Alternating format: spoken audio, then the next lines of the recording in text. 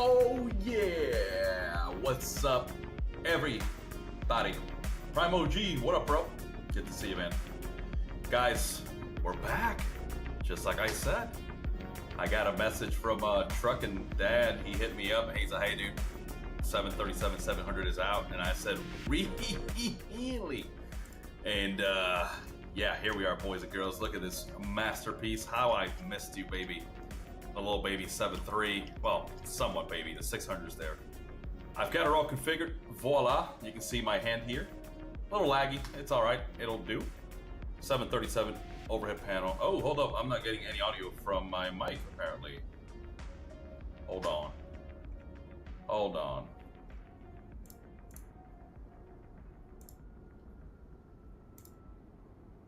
All right, let's try that. How about now, Flacco? I think I'm good now. Yeah, there we go. I had it set. My DSLR was picking up the audio. God, I hate it when this stupid stuff happens. All right, guys. Anyways, here we go. Now you should be able to hear me. Let me just text him. There we go. Prime OG, you hear me good, brother? Just check and make sure my voice is coming through. Before I commit, I want to make sure everything is flawlessly working. Okay, we're good. Flacco, you are a hero, brother. You're like my guardian angel watching me from making stupid mistakes. All right, guys, check it out. PMDG 737-700. We're in Southwest colors. We're going to go from Boston down to Chicago, or up to Chicago-Midway, right? Just outside of O'Hare. We're going to make it special. We're going to put the 7.3 through the paces. Thank you, Prime OG. Thanks, brother. You guys ready? Let's get on a board here and let's explore. First things first, you guys are probably wondering, is this cockpit any different? Well, looks good. Looks like the 800. Let's see the cabin. Let's see those updated textures. Okay. Yeah. This is the 2-class config. Oh, yeah. Oh, yeah. Oh, yeah. PMDG, this is what we're talking about. This is what we've been asking for. Close it, please. Hell yeah, man. This is great. Thank you, PMDG, for finally stepping up to the plate and delivering something with a little bit more finesse, a little bit more detail, something worthy of flights in 2024. Look, is that a little divider right there? What is that? Maybe a little bug. Hey, it's okay. It's release day. It's release day. It's all right. I'm not worried about it. I'm not going to be sitting back here too often. I just wanted to give you guys a first glance. Look at that. Split scimitar. Love it, man. Safety instructions. A little choppy there on the textures, a little bit on the font, but it's all good. It's all good, boys and girls. Thank you, guys. Thank you for making me knowing that it works. Prime OG is saying, I wonder if the Boris sounds works with it or does it have to be updated? Oh, snap. I forgot about that, man.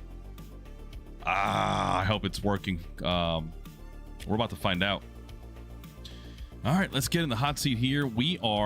Let's go to some brief. View. Southwest 3718 service from Boston to Midway, alternative Indianapolis 7.3, 38,000. We've got 18.5 of fuel put in. I've already got everything loaded. So you guys ready?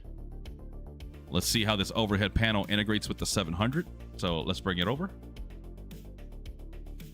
Here we go. Let's get battery power on. Got to close the cover, of course. It's not simulated.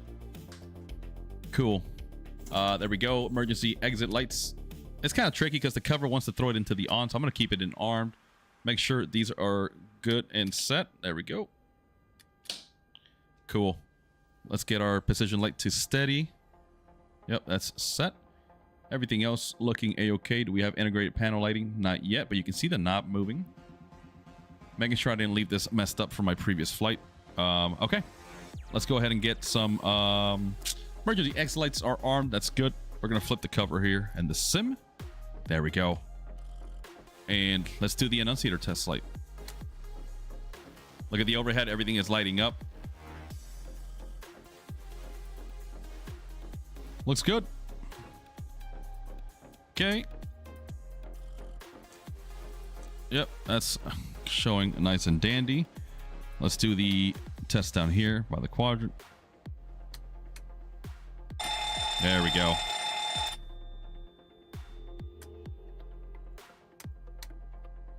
That looks good. Okay, cargo smoke, cargo detection there. No horn. I wonder if because we're on DC. So you know what? Let's get that GPU hooked up. Let's go to ground operations. Let's go ahead and request it. And yeah, guys, I don't know if we're going to have the Boris Audio Works working or not. I really hope they are because they are an absolute must. All right. Ground power is available. All right. Let's see. Yep, I think I just heard it in the background. So let's go ahead. GPU power on. There we go. Panels alive. Hell yeah, brother. Let's go ahead and set IRS switches to align. Trying to see here. Seatbelt signs. That's all good. We got to set the chime only. Press the attend button. Cool. Okay. Let me start fading that music out. Now I want to get into the serious side of things here. There we go. Thank you. Thank you so much there. All right. What else? I think it's a good idea. Let's go ahead and get started doing things the right way. I'm going to bring up audio just a little bit, by the way. There we go. That should be A-okay. I'm going to grab my handy dandy iPad. Let's figure out what our weather is like here at Boston. Looks like ATIS is on 1350. 1350. Go left. Wind 210 at 16. Visibility 10. Few at 20,000. Scattered at 25,000. Temperature 14. Dew point -11. Altimeter 3051. Density altitude -600 feet. Taxiway lights are currently degraded, expect delays in movement. Advise on initial contact you have information X-ray. Information X-ray. Boston Logan International Airport, information X-ray. 1854 Zulu. Arriving runways 27, 22 left. Departing runways 22 right, okay. 22 left. Wind 210 at 16. Visibility 10. Few at 20,000, scattered at 25,000. Temperature 14, dew point -11. Altimeter 3051. 3051. Density altitude Damn. -600 feet. That's some high pressure. Taxiway lights are currently degraded. Expect Okay. delays in movement.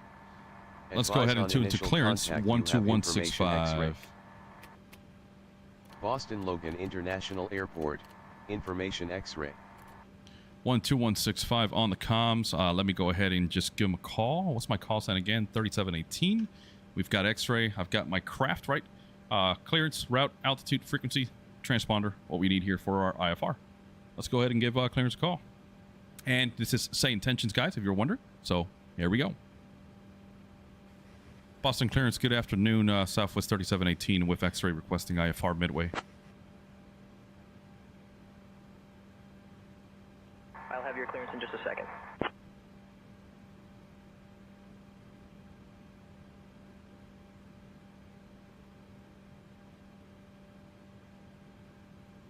Just waiting. Southwest 3718, cleared to Midway via the Highland 7 departure, then is filed. Climb and maintain 5,000. Expect flight level 38010 minutes after departure. Departure on 133.0 squawk 1123. Expect runway 22 right. Clear to Midway via the Highland 7 departure, then is filed. Climb and maintain 5,000. Expect 38010 minutes after departure. Departure on 133.0 squawking 112 and anticipating 22 right for departure for Southwest 3718.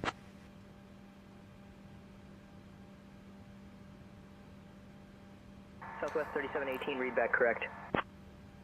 Sweet. So let's go ahead and set 5,000 on the MCP mode control panel for the autopilot. Initial climb altitude. Let's go ahead and set our transponder 1123.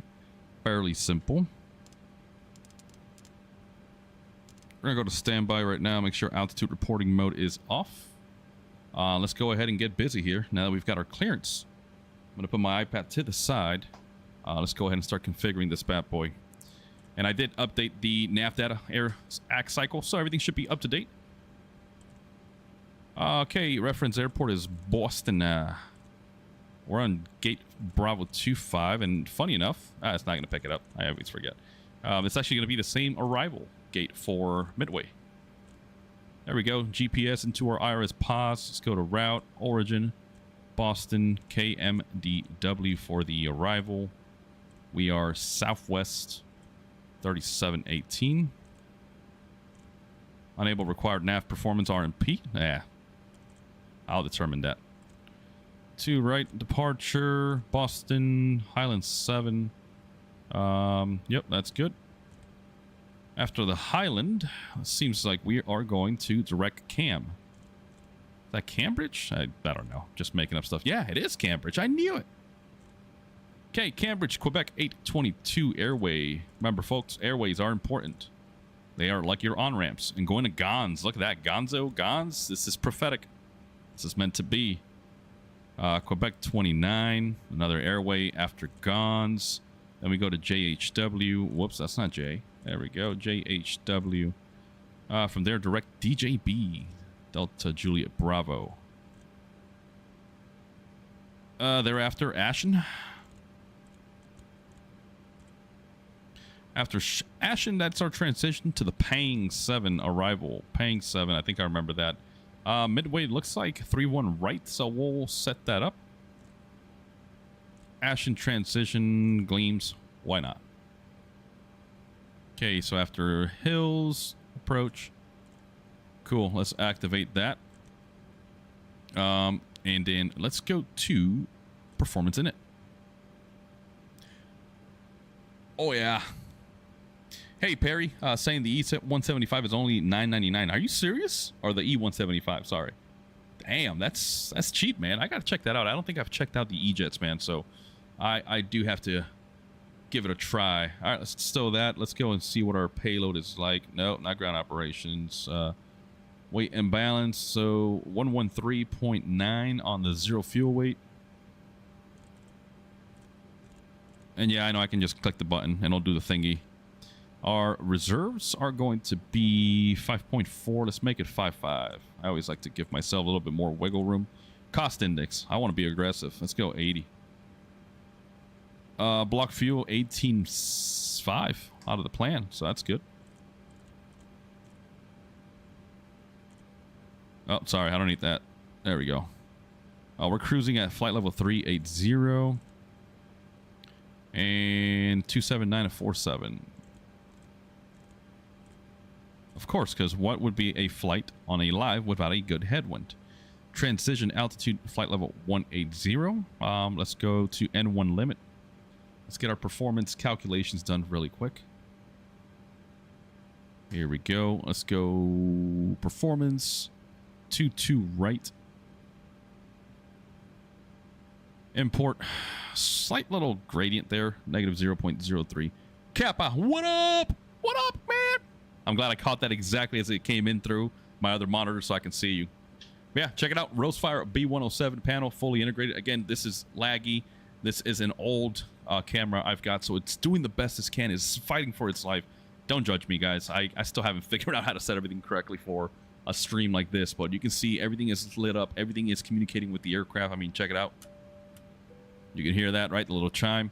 Okay, winds 190 at 17. 190 at 17. Temperature, or the altimeter, is slightly different than what we got on the ATIS. Okay, TO1 rating. So let's go ahead and grab that. And cell temperature 51 degrees Celsius. We got plenty of runway. We should be okay. Let's go to takeoff. Calling flaps 1. No. Okay. Let's do it. That's a first for me, but it is the 700, so what the hell do I know? Hey, Tra Games just subscribed. Thank you. Welcome aboard to the family. Welcome to the first flight on the PMDG 737-700 Insight Flight Simulator 2024. Man, today I was anxious all day watching for it, and once I got the notification from one of our viewers that it was ready, I had to hop on. Okay, we're going to say 0.03. It's going to say 0. Yeah. Dry for the conditions. Excel heights are good. Let's go 1,000. Yeah. And engine out Excel height. Let's go. Nope, keep it 800. I like it. And then what's it giving me for my speeds? 134, 135, 137. Okay. Just slightly off. There we go. So we've got our performance set. Flight plan is set. Trying to think here. Oh, Kappa, I'm so damn happy despite not getting the 700 on Xbox today. As expected, a dev released Burbank. I've been waiting for a good Burbank since day one in 2022. Damn. Yeah, man. Burbank does... man, I think... What was the last... Who made Burbank last? Was it Orbix, right? Correct me if I'm wrong there. Let's go to Takeoff. And you know what, guys? Hold on. I gotta bring up the audio levels just a little bit. I don't like this. It's too quiet inside the cabin. Let's go to 45. I feel like she deserves it. And holy hell, we've got a line of traffic already lining up behind us. That's not good. Okay. Check it out. Going back to the overhead. The lights are illuminated for a line, so let's go and throw those to nav. Okay, good there. Let's go ahead and check our leading edge devices. That looks good. Overspeed warning. Let's do our stall tests. Stick shaker on the left. Stick shaker on the right. Cool. Okay, so we're cruising altitude. We're going to be at 38,000. Now, as you can see, that display field is still showing up empty. I've contacted Rosefire about that. For whatever reason, is still not working. However, I do have some displays here for the landing field elevation, but I'm not seeing the digits change on the panel itself. Not a big deal for me, honestly. It's not a deal breaker. Just something to be aware of, okay? But again, guys, I've said this before. This is a demo product, not the full production release thing. So they're gonna figure out things that we suggest from our input and hopefully fix them before they start shipping them out. Let's see what our landing field elevation is up at Chicago. Let's go to arrival, airport info. 612 feet. Cool. So there we go. I'm going to use this. Yeah, 600 is close enough. There we go. Yeah, 612 out of 600. That's about as close as we can get. Let's go back to departure. Airport. Let's go airport info. I need that for our taxi route. Our SID. It's going to be the Highland 7. If I can click it.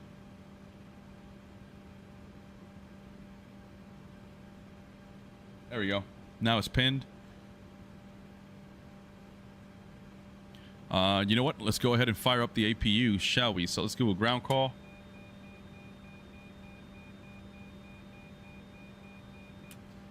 Forward fuel pump number 1 on. APU start switch coming to start. And I wish you could see this. The EGT gauge, the needle is actually moving just like it is right here in the cockpit. And you know what? Let's go outside and hear the sounds.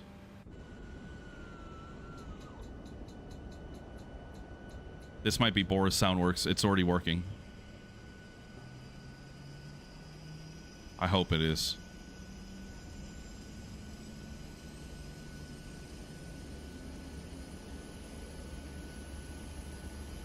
Look at the texture on the rudder. It looks really good, man. This is default livery, by the way.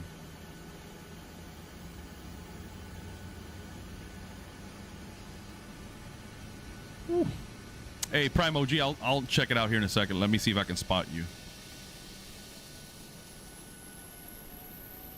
Okay, APU is on. You can see the APU generator lights just illuminated on my actual overhead. No, Prime OG, I don't see the A340, brother. I don't see anything around me here.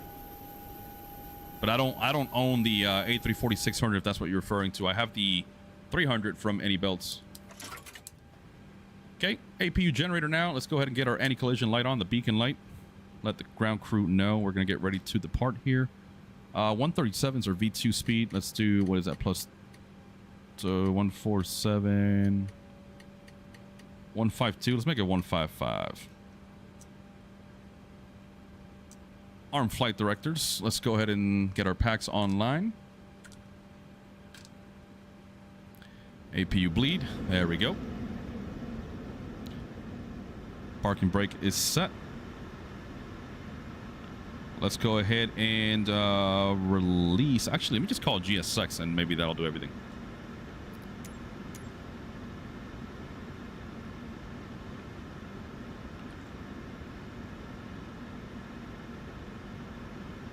All right, here we go.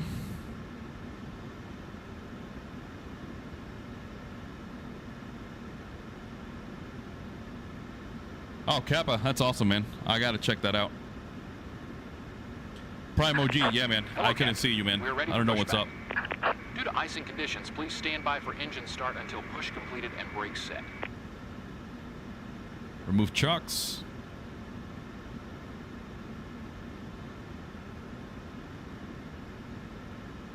Get fuel pumps on. We have fuel in the center. We do. Cool. Let's get hydraulic pumps. Departure check completed. Bypass pin inserted. Sweet. And let's contact ground. Let them know we're ready to push here into the line of traffic.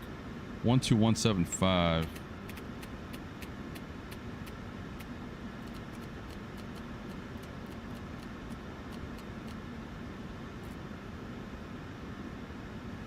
Boston ground, Southwest 3718, gate Bravo 25, requesting push and start. Locking gear.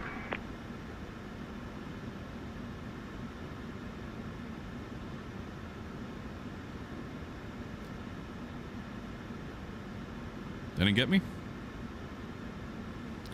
Boston ground, Southwest 3718, requesting push and engine start.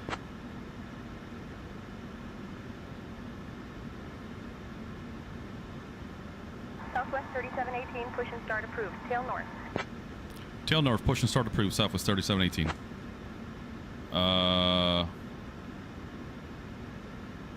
There we go. Release parking brakes. Okay, parking brakes coming off. Commencing push. Due to icing conditions, please stand by for engine start until push completed and brakes set. I do see Prime OG floating up there. Look at that.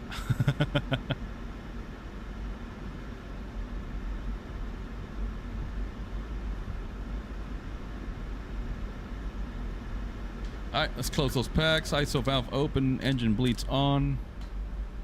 Okay, we've got hydraulic pumps on, fuel pumps are on, everything else looking a-okay. Let's go left ignition today. I don't care about what GSX just said about icing. We do it, we won. Engine 2, start. Here we go.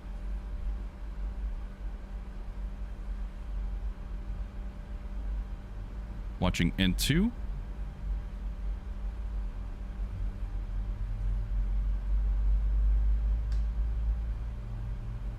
Looking for about 22% or thereabout. Let's give it some gas. Let's see if we can hear it up.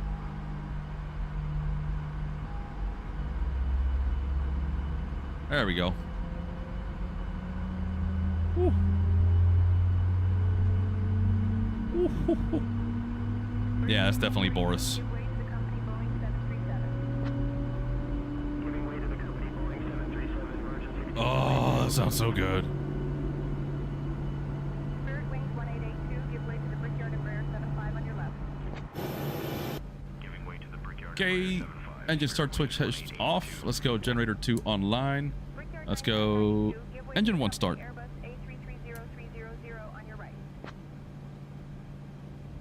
Giving way to the Set parking brakes. 330300 Brickyard 9992. Yeah, Prime OG, I don't see you, man. That's weird. I see your character, but I don't see the 777.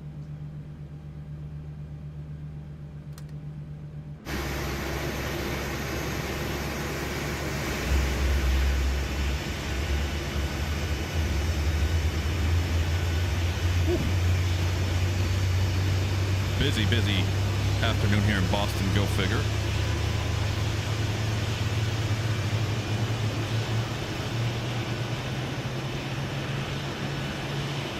Oh yeah. All right, so we got good engine start. So let's go generator 1 online. Engine start switch can come back to off. That's one thing, guys. The B107 doesn't pop back to off. I'm okay with that. Okay, let's go ahead and confirm good engine start. We have a good engine start. You can disconnect.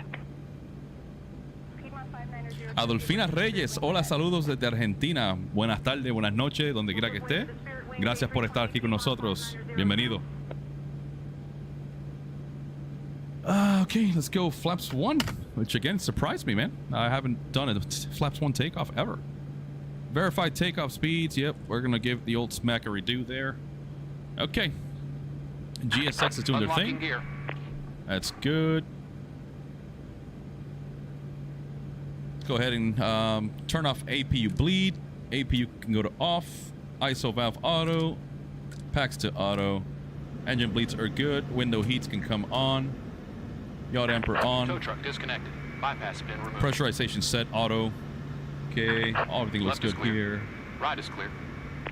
Forgot cabin utility power. Oh well, it should be fine. Yaw damper, everything's set. I'll wait to throw on. You know what? Let me throw them on now before I forget. Waiting for the crew here. I'm gonna give them the old flash with the taxi lights. Okay. And let's look at the ground charts. 22 right should be right here. Where is it?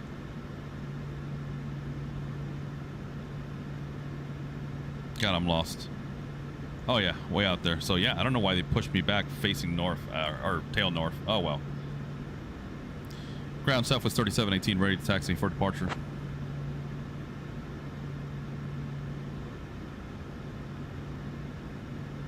Southwest 3718, runway 22 right, taxi via Alpha, Echo, Bravo, November. Hold short of runway 15 right, then November.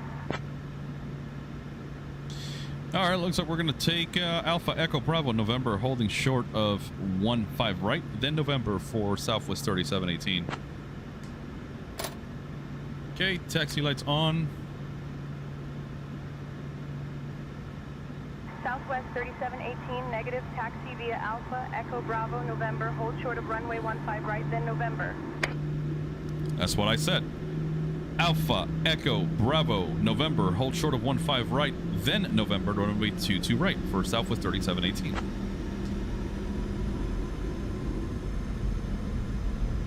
Prime OG, looks like we're heading down with the convoy, man. Runway 22 right. I might have to just taxi right through all that traffic, man. I ain't got time for that.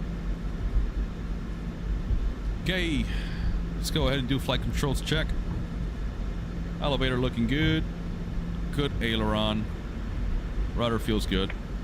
Speed brakes. Delta 9717, cleared for pushing start. What is this tug doing? Roger, pushback approved. Delta 9717. Okay, here's Echo. We're gonna make a left. No, what are you doing, GSX? Why are you doing this? Oh boy. Flight Tampa sceneries never fail. All right, here we go. We're gonna do a loop-de-loop. We're gonna hit left here on Echo, and then make a left on Bravo. You stay put there, JetBlue. That's right. Oh my God! Look at the amount of traffic.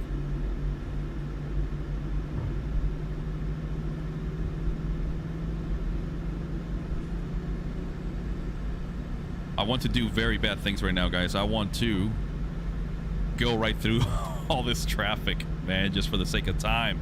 Why? I guess this is what I get for asking for all the traffic with SA intentions. Here, hold up. Let's give it. Let me give some gas. Here we go. Let's listen to those CFM 56s.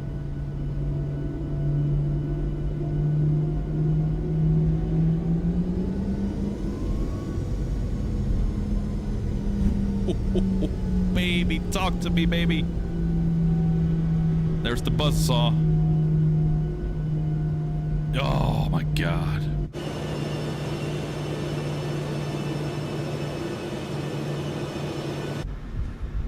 All right, folks, I'm sorry about what I'm about to do. I need to get going. Let's go. Let's go. Let's go. I ain't got time to be holding here in this Congo line. Just close your eyes, pretend everything is perfect. We've got no traffic dead ahead. Prime, you are correct, man. Remember that when I was in Vegas and I was talking trash because Southwest cut me off? This is what I get. Look at this Max right in front of me. I think he's better than me. Nah, man. I'm going to show you what the 700 can do. So, here we go. We're just going to look the other way, folks. Just admire the scenery. Oh, look at that. One gone. They're just going to start disappearing.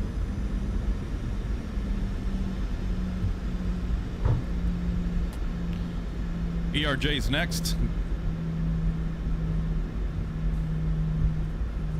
It feels good, guys. The 700 feels just like I remember it in Flight Sim 2020. I don't know. It still needs a little bit of gas to get it going, though. But once you get it rolling. And yeah, guys, if you are into super realism and this bothers you, I'm sorry, man. I'm really sorry. I'm not going to wait here in line. If this was VATSIM, I would 100% be respectful, be mindful. But I want to conserve as much time as I have right now and just leave it for when I'm in the air, because that's where it matters, especially as we set up for our approach and our landing into Midway. Okay, so we were instructed to hold short here at runway 15 right at November. Looks like Spirit got the okay to cross. Let me give him a call real quick. Ground Southwest 3718. Can we cross at November 15 right?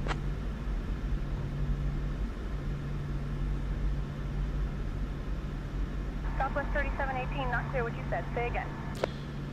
Holding short of 15 right at November. Can we cross and continue taxi to 22 right?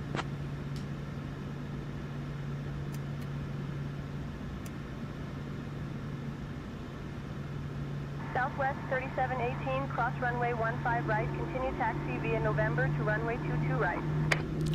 Crossing 15 right, continue via November to 22 right for Southwest 3718. Lights on.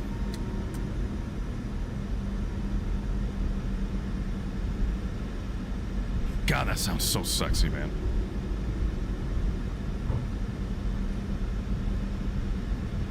Approaching runway. Clear on the right. Clear on the left. Right. Southwest 3718, hold short of runway 15 right, A320 on the runway. Too late. Negative. We already crossed 15 right in November. You cleared us to cross. Too late.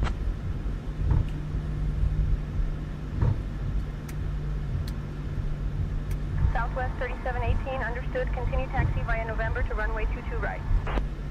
Continuing via November to 22 right for Southwest 3718. Approaching runway 15 right.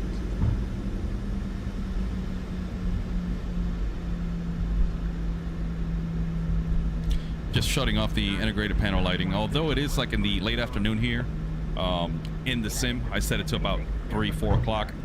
Once we get closer to Midway, we should see that sun setting. Left. Oh, we never got cleared to cross 15 left. They told us continue taxi.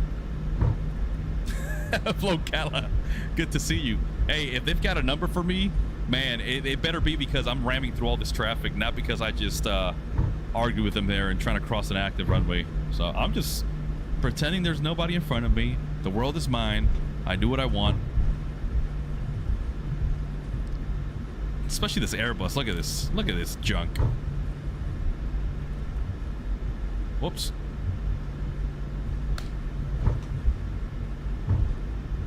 Oh, look at Virgin on an A330. Now that's sexy. That I will not try to go through. Southwest 3718, contact tower on 128.8 so long. 128.8 for Southwest 3718. Hasta la vista, baby. Mwah.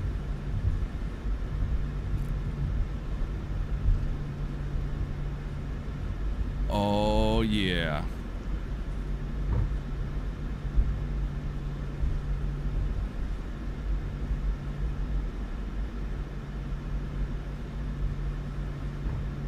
Yeah, we're gonna have to caution that wake turbulence.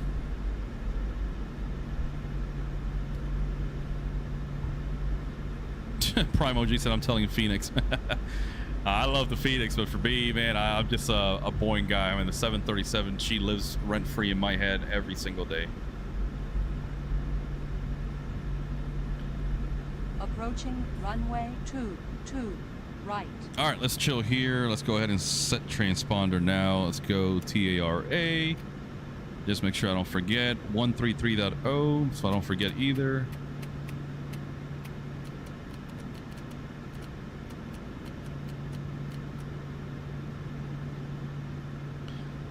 You guys ready? Let's give him a call.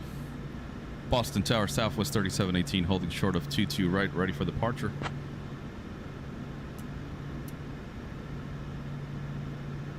Southwest 3718, Boston Tower, runway 22 right, line up and wait. Line up and wait, runway 22 right for Southwest 3718.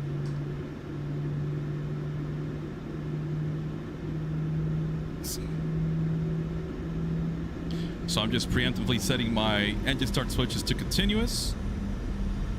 Auto brake to RTO. Projected takeoff, looking left.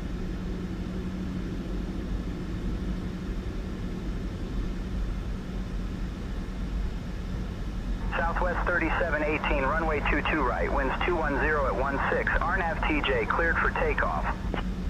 RNAV TJ cleared for takeoff, runway 22 right for Southwest 3718. All right. Landing lights on, strobe lights on. Let's get the clock started. Give it some gas. Arm the auto throttle. And takeoff thrust. Pushing forward on the control wheel.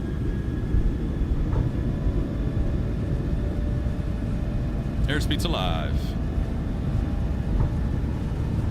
1 runway 22 right. Remaining. Checked. 7,000 feet.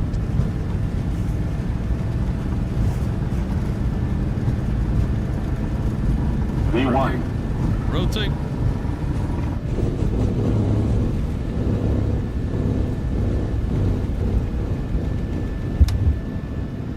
Ooh, that was a long rotation. Positive rate.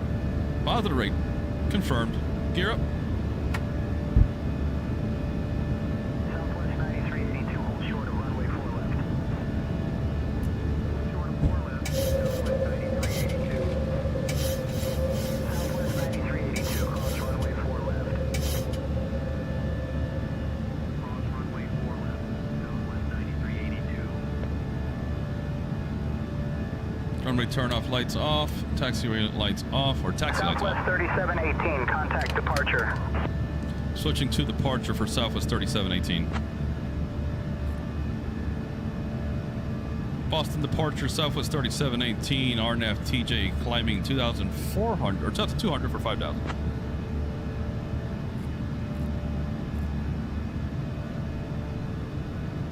Southwest 3718, Boston departure, radar contact, climb and maintain 14,000, turn left heading 340, vectors to Highland, then on course.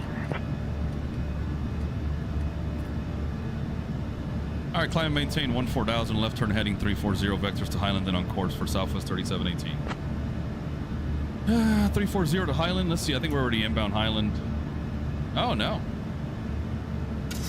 Okay, so let's switch to heading mode, and let's make that turn, heading 340. There we go. Oh, let me reset my altitude.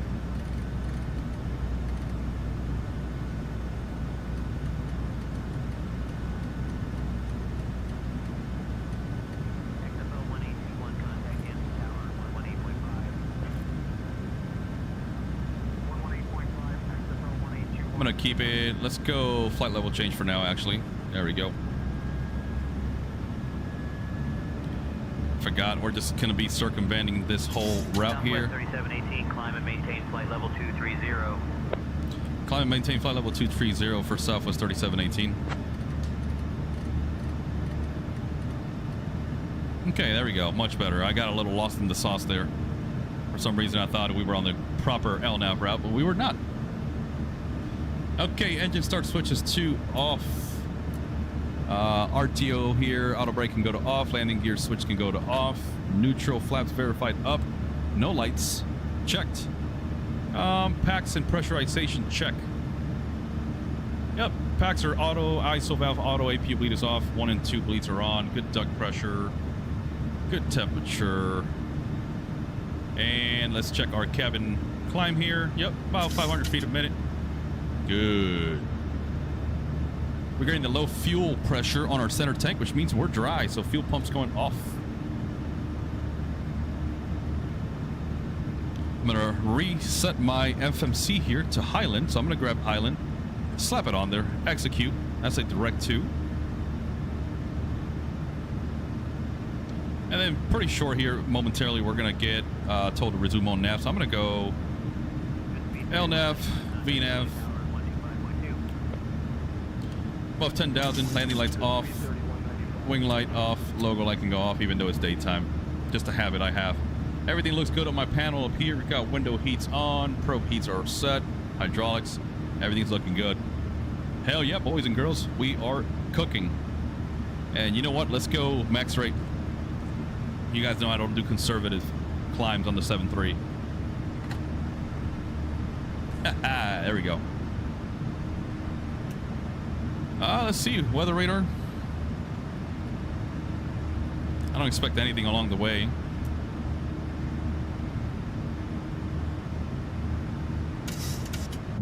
Southwest 3718, climb and maintain flight level 290. Hold up.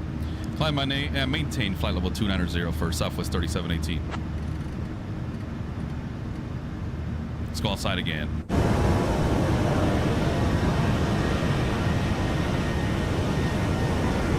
Oh baby, isn't she pretty?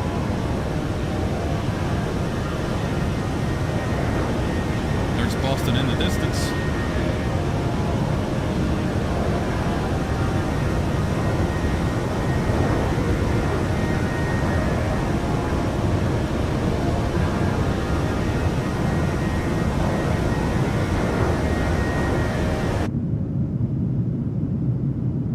Views are a little jacked up. There we go. Listen to those bad boys purr. And guys, as you can see, PMDG, right? They released this today, the 700. I'll walk you through the cabin once again, once we're cruising nice and stable, so you guys can get a good perspective. Southwest 3718, contact Boston Center on 133.325. 133.325, Southwest 3718. Bye-bye.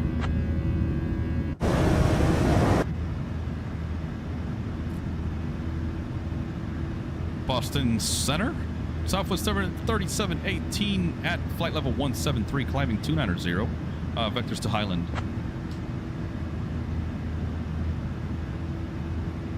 Southwest 3718, Boston Center, good afternoon.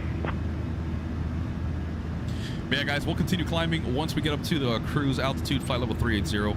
I'm going to go ahead and give you a tour of the cabin. There we go, transition altitude, standard on the altimeters, 299.2. Check on the FO side and the backup or standby altimeter. Everything's good. And yeah, and you guys can check out the details. The cockpit feels and looks identical to the 800. Nothing really stands out to me. Let's go and look back here. A little notice. Operational bulletin, type rating compliance to all simulator piloting command and pilot non-flying personnel direct of technical or director. 3718, climb and maintain flight level 370. Climb and maintain flight level 370 for Southwest 3718. I'm reading the MCP from back here. 37,000 set. We're good. Oh, that left pitot heat never came on. I knew this switch was a little funky. There we go. All good. I think I remember seeing this on the 800. Oh, there's more.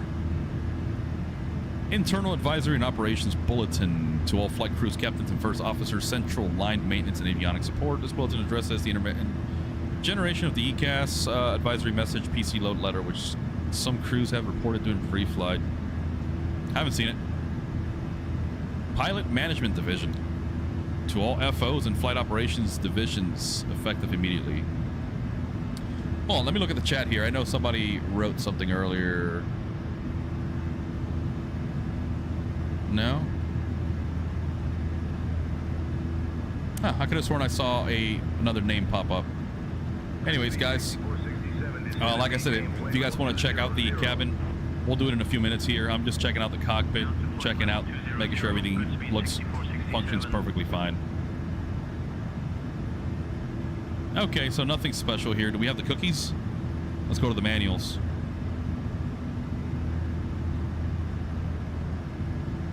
Yeah, there's my cookies. There's your nose and main landing gear pins. They should be always here before you take off. Otherwise, that probably means they're still on your gear, and those are known as your down locking pins, right? Or your down lock pins. So if you try to retract your landing gear, good luck with that if these pins are still inserted. Can I munch on these? No. That's whack. Do we have circuit breakers that work? No. You see these little collars, though, that means they're isolated, which means they're in up. 3718, climb and maintain flight level 380. Climb and maintain flight level 380 for Southwest 3718.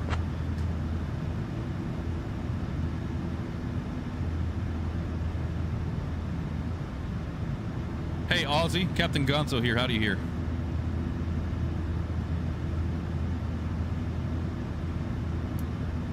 Loud and clear, Captain Gonzo. All systems are go. Hooly doolies. Hooly doolies. Good day, mate. Do you mind handling communications from now on? I'll focus on the flying.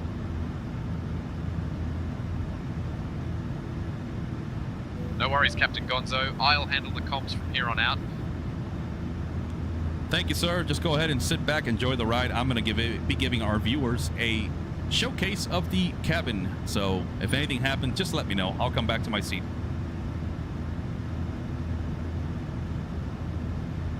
No worries, Captain Gonzo. I'll keep an eye on things while you showcase the cabin. Hooly doolies, enjoy the showcase. Hooly doolies. That's going to be my new saying. Primo G saying no cookies can't be ate. 1 star. I don't think PMDG would take that too lightly. That is hilarious. All right, so check it out, guys. Here we are in the forward galley. I wish it was a little bit darker. Maybe it'll get darker on our way to Midway. But let's see. Can we open this? Nope. Okay, this is the air stair. I don't want to touch this right now, obviously. Cabin lights are being automatically managed. What if I don't want them to be automatically managed? Passenger seating off. Zone control. Both zones off. Forward entry area off. I mean, it's too light. I don't think it'll work. Let's see. Nope. Okay. Automatic cabin. I mean, I might leave it there eventually. Passenger services coming soon. So just like the 800. Okay. All right. Nothing new here. About the same as the 800. But if you guys have been here since the very beginning, you saw that I started opening the overhead bin compartments. You can just click them. Yeah, nice. You can hear the sound changing too as we make our way through the cabin.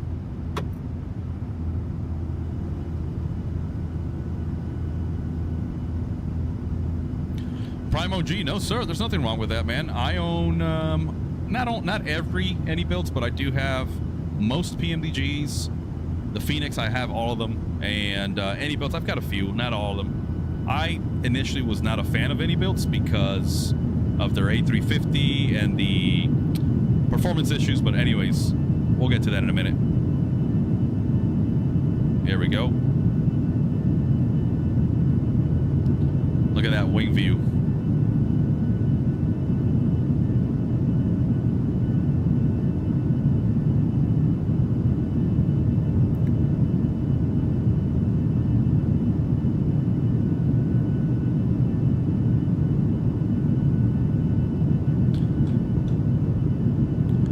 Sounds good, really loud too. I love it.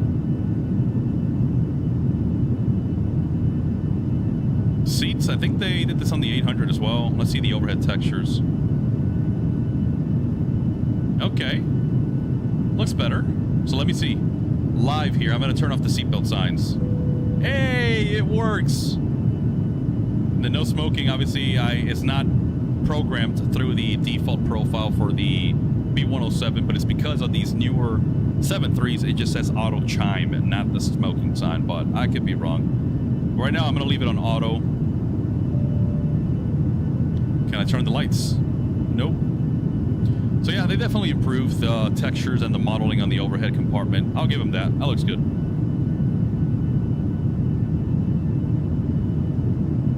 Let's go to the aft galley. Look at the ceiling too. Got those contours. It looks really good. Let's see the labs. Is anybody in here? Nope, occupied. I know any builds has the flushable toilets on the A340.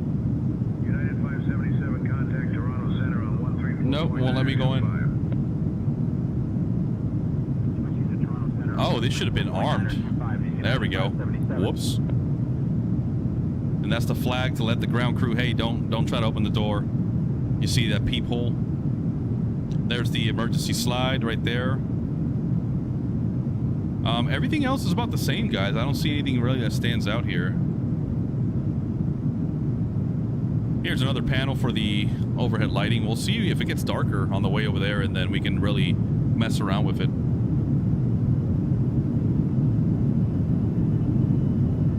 We riot, no toilet flush.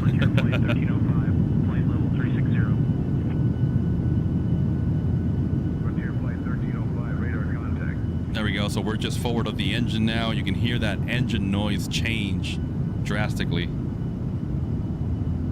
Look at the views. Doesn't get any better than that, man. Split scimitar. CFM56. Model looks good. Textures look good. They've definitely stepped it up, man. And let me just show you the weird thing I found on the first class here. This is a 2-class config. Not quite sure what this is right here. This random hose or divider coming down from the overhead through the ducts here on the side. I don't know what that's about.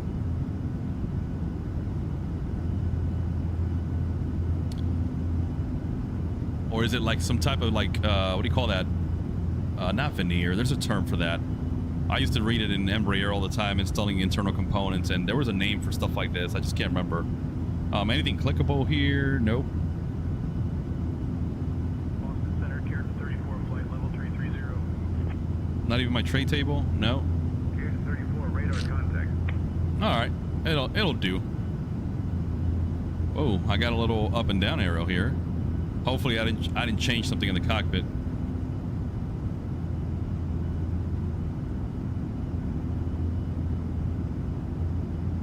I don't know what that's for, and I'm scared. Let's take a look at everything here. 36,000. We're about to level off, boys and girls.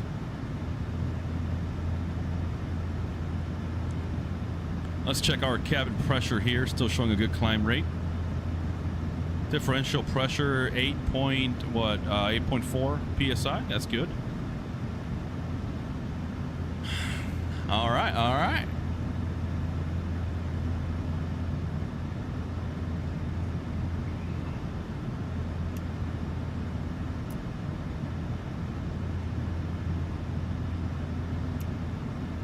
Let's check our progress. All right, so far showing decent fuel at Midway, 7.8 thousand, and we are in a max rate climb, so that's good. 700 miles to go, thereabout. 9.7 to our top of climb. There's our wind component right now. 0 knots, really? I mean, I'll take it. We're showing 434 across the ground. Yeah, that's a good day for me, man. Let's go next page. Looks good, man. I'm happy. Slight little tailwind component. I'm not going to complain. Okay. Required navigation performance 2 nautical miles and actual 0.06 60 dial of a nautical mile. That's good. Cool. So everything works perfectly fine through the FMC as expected. What else can I check? Nothing right now, really. I think this is it. Cruise looks like we're going to be at Mach 0.8. We've got a max altitude 40,000 if you want to step it up, 40,700, but we're going to stay right here at flight level 380. And this is telling me that fuel is going to be 8.3 actually when we get down to Midway with economy cruise. We can go to long range cruise and it'll reduce our N1, save us some gas, but I'm good. I don't mind it. Looking good.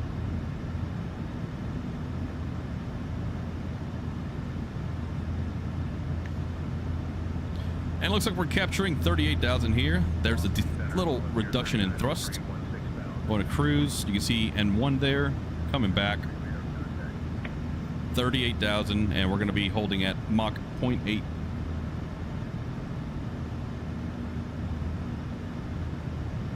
See what the weather's looking like down at Midway for now. Winds out of the northwest 300 at 7 knots. 10 miles, broken 800 or 8,000, overcast 11,000.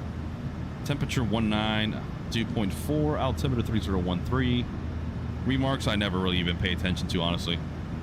If I'm reading a TAF, that's a whole different story.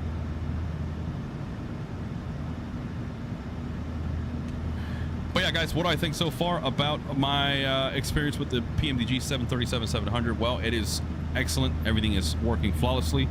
No complaints, especially for a day one release. They said it was going to be worth the wait, and so far, I'm happy. Joe, DFW Aviation. I own Phoenix, every PMDG 737 except the 700, yet every 777 except the 200 LR, the Innobuilt A300 and the 350. I don't always fly them. Yeah, same here. I have the A350, A340 from Innobuilt. I started flying the A340 a lot, maybe about a month ago when it came out, or actually it came out more than that. But I love that thing. It performs in terms of like that engine performance. Obviously, we joke the A340-300 is an airplane with 5 APUs, right? 1 on the tail, 4 on the wings. You know, those small little engines. But I love it. I think Innobuilt's paid a lot of attention to detail, or give us a lot of attention to detail, especially the EFB. I really love it.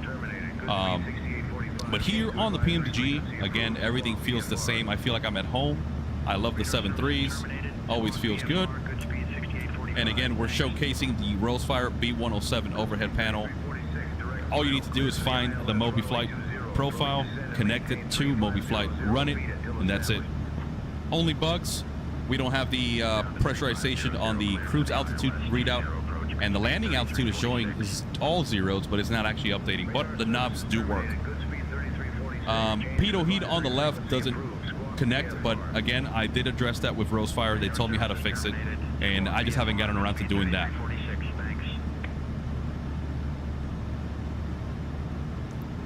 And I might speed up the sim rate, guys, just to get things going. Hold up, we got somebody here cruising down below us. Looks like a heavy.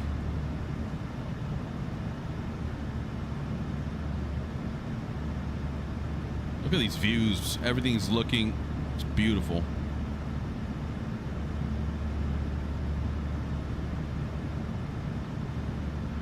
Not a bad office view, huh? And I could start configuring our approach, but we're still a little bit ways out. I want to wait till we're a little bit closer, maybe about within 100 miles of our top of descent, or at our top of descent. We'll start trying to pick up ATIS, see what's going on at Midway, and hopefully everything checks out and we can expect that ILS runway 31 right. And I chose Midway because obviously Southwest, Midway, they're meant to be. And we've got some shorter runways there. I really want to put the 700 to the test and see how she behaves. Everything on the MCP working flawlessly. EFIS panel, everything works. What else can I show you? Don't really know what else to showcase. Again, it's just the 800 cockpit. 7.3, next gen, nothing new, nothing crazy. Do we have sunshades? Yeah, there they are. Oh yeah, and if you guys didn't know, click on the headset. You get active noise reduction. You hear that? See how nice and quiet it got? Yeah. Maybe we'll keep that for a little bit, but when we do change back to a wing view or an exterior view, I'll obviously disable that active noise reduction. Next Gen Aviation, it's finally here. Can't wait to overspend my hard-earned money on something I bought for MSFS 2020. I see what you did there. Yeah, brother, it is what it is, man. You know what it is? You know, like PMDG, this is the way they're going. If you do own it, you do get that discount. What is it, 30% or 60%? I forget what it is. But yeah. Fallen 6969, worth the $80. You're putting me on the spot here, man. I don't know, man. I think we're paying for a name brand. You know what I mean? PMDG is a legacy developer. Fun story. They were actually making manuals back in like 2000, 2001. Hence the name Precision Manuals Development Group, if you guys were not aware. So when they came to Flight Simulator, I think it was for FS 2004. That's where I did most of my simming back in the early to mid 2000s. They came out with the 737 next generation, which is what we're flying here today. So this aircraft, this fleet of aircraft has been their bread and butter for decades now, right? Do I think this is an $80 airplane? If you gave me at least the 800 and the 700 for 80 bucks, I'd be like, yeah, 40 bucks a pop.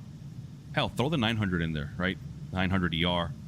And now we're talking about when you're charging us $80 for the 800, $80 practically, give or take, for the 700.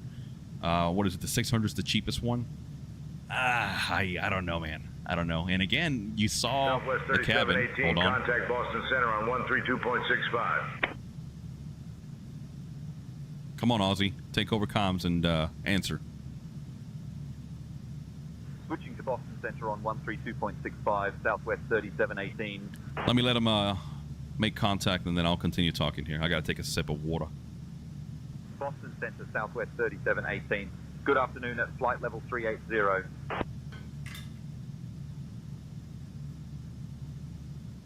Southwest 3718, Boston Center. Good afternoon. Cool. Yeah, Primo G, 60% local discount or loyalty discount. Local. I can't read, dude. What the hell? Yeah. So, but you're right there. Next gen, you're kind of hitting the reality that we all can't really argue against. They do have the market cornered for the 737 fleet. iFly has the Max, right? The iFly 737 Max, which I'm looking forward to PMDG eventually releasing. I know we've been hearing about it for years now. I haven't seen anything, and something tells me they're pushing that one to the side. I don't think there's a demand per se for the Max because you've got iFly and you've got a decent default one with Asobo. But here's my thing. Again, I think what we're eventually paying for is a loyalty or a name that has been around flight simulation for decades. And are they fully 100% study level? I don't know. I don't fly these things real world, right? And I don't know. I just have been flying them for so long. I love the 737. I too am a Boeing enthusiast, right? Like I can't wait for Bluebird to release that 757. For the love of God and everything that is holy, Bluebird, give us that damn plane already, please, please. The 757 is my favorite, and I can't wait. And yeah, I can't wait for that 757. So anyways, I am a Boeing guy, through and through. Do I like flying the Phoenix? Yeah, man, the Phoenix A320 is really a phenomenal product too, but I don't know, man. I happen to enjoy Boeing a lot more. There's a lot more stuff to do, a lot more hands-on. You got to stay on top of the aircraft. With the Airbus, it's almost too easy, but again, in a simulator. I don't fly these planes in real world. I have no idea. I do have family members out there like Captain Jose. He tuned in earlier to the stream. He saw me landing on the BBJ, the 800 in Denver. And yeah, I'm sure he was laughing because he's like, ew, 737, because he flies the Airbus A320, 321, the 19 for a legacy major airline in the United States. And so he's an Airbus guy through and through, and that's fine, man. You know, hey, I get it. But I don't know, man. I like staying on top of things, manipulating my packs to start the engines, everything, man. There's something about a 737. But anyways, with that being said, is it worth 80 bucks for one airplane? I say no. But am I happy with the money that I spent on it? Yes. Fair enough. Let me know what you think about that. Primo G saying, nah, iFly made the best 737 Max. Yeah, iFly did do a great job. For me, my problem, not my problem, the thing with me is the Max feels arcadish from iFly, right? And even the default one. Now, that could just be inherent to the evolution of the 737, right? Something feels different on the NG series like this one that we're on tonight. It really feels like a hands-on type of airplane, like I was just talking about. The iFly, I don't know. I love it, though. Great sounds, great modeling, great systems. But they are going to update it for flights of 2024. They're making a full, what do you call it, like revamp. They're changing the EFB. So looking forward to that, man.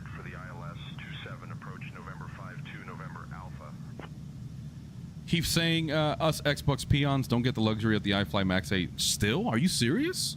I thought you guys had it already. Fallen 6969, your voice seems familiar. Are you on Star Citizen also, as in Stranger Danger? No, dude. But funny enough, one of my coworkers, good friend of mine, he's been bugging me to try to get on Star Citizen. He showed me a lot of cool videos, and I was like, dude, in VR, that's got to be a trip. So I have yet to explore Star Citizen, but I am willing to do it. I just haven't committed yet. Prime OG, Boeing is more old school and actually challenging to fly, but Airbus is easy to fly and high tech. Yeah, exactly. It's very pilot friendly. Joe, I feel the same way. I like the variety, but I hate paying for each one. Exactly. That's my gripe, and I don't get it, man. I don't get why they do this to a loyal community. We're still going to pay for it, right? Most of us, we talk crap on forums. Go to Reddit, and you'll see people tearing PMDG apart. Whatever. I still pay for it, man, even though I talk crap about stuff like that. I know that nobody else is giving me a 737 800, 700, 600, or 900 in the Sim, so guess what? I'm going to pay for the only people out there making them. Now, just think about this, Joe, since you brought it up. What if Phoenix just said, screw it, the gloves are off, we're going to make Boeing now? Then I can tell you, man, things are going to get interesting. Any builds? I don't know. Any builds are good stuff, in my opinion. They're not one of my favorite developers. I do love their sceneries, though. Their sceneries are phenomenal. And I've yet to experience any performance issues with them. But their aircraft, the A350 was the one that really killed it for me. That one was a nightmare initially when it released. And so that's why I kind of gave up on flying it. But it's much better now. It is much better now. It flows smoothly. I just haven't dedicated the time to learn a more modern Airbus cockpit.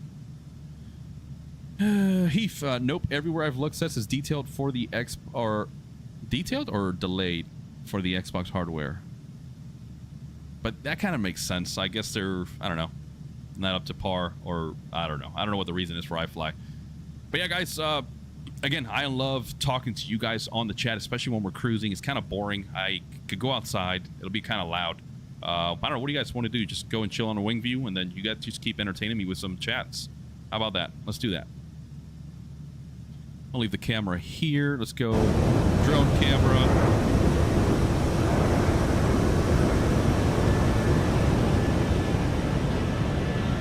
There we go. Not bad.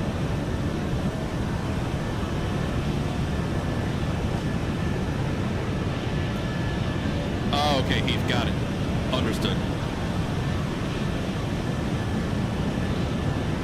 Hold up. Look how quiet that is. There we go. Let's leave it here. I love the little painted fairings here on the Southwest airplanes. Looks cool. But yeah, Kappa, I'll take a PMDG Max. The Asoba one is not great. Yeah, man. It's a shame, right? Because I was mentioning this, I think, either yesterday or today earlier in the streams that we've been doing. The default aircraft are amazing, right? Go back to FSX or FS 2004. And what we used to get for default aircraft was, at the time, we were like, oh my God, this is crazy, this is good. And now when you think about it, you're like, wow, very basic aircraft, very basic functions. And today we get these high fidelity models that look great, they sound great, but they don't fly correctly, I argue. They don't really function 100% of the time. I still get autopilot bugs with a lot of the default aircraft, like the PC-24.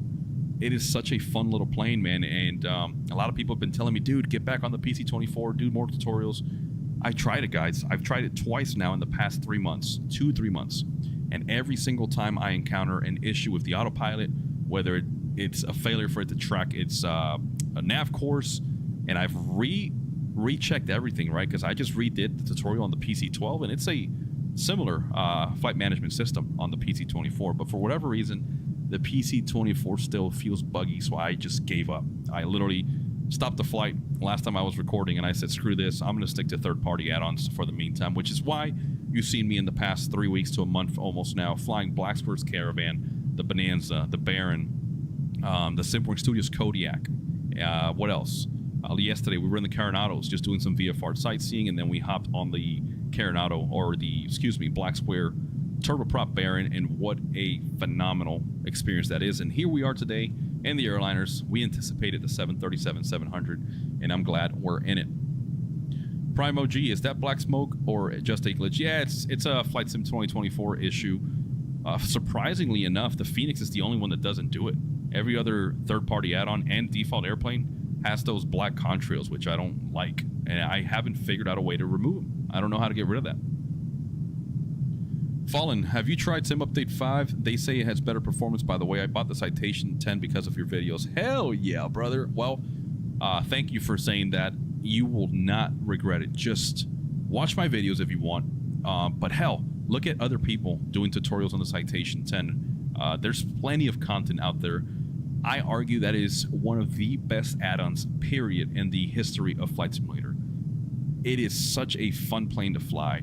The Rockwell Collins Proline Fusion avionics, they're so fun to interact with. The flight guidance computer, which is the autopilot, very intuitive, very simple to fly. And to me personally, the Citation 10 is a pilot-friendly aircraft. Once you trim it and you get it on a good, stable approach, she nearly flies herself. So I'm glad you made that leap. And to answer your question, no, I have not jumped on Sim Update 5. You are the third person now to ask me since yesterday, and I keep reminding myself, hey, get on the beta just to test it and to show you guys. I have not done it, but I wanted to run the 737-700 on the Sim Update 4, which is the native version of FS24 right now, just to make sure everything worked flawlessly, especially since I'm using the panel over here. I want to make sure you guys get the best experience and the best visuals and everything so far. So I will be switching over momentarily. Boston Center on 120.35.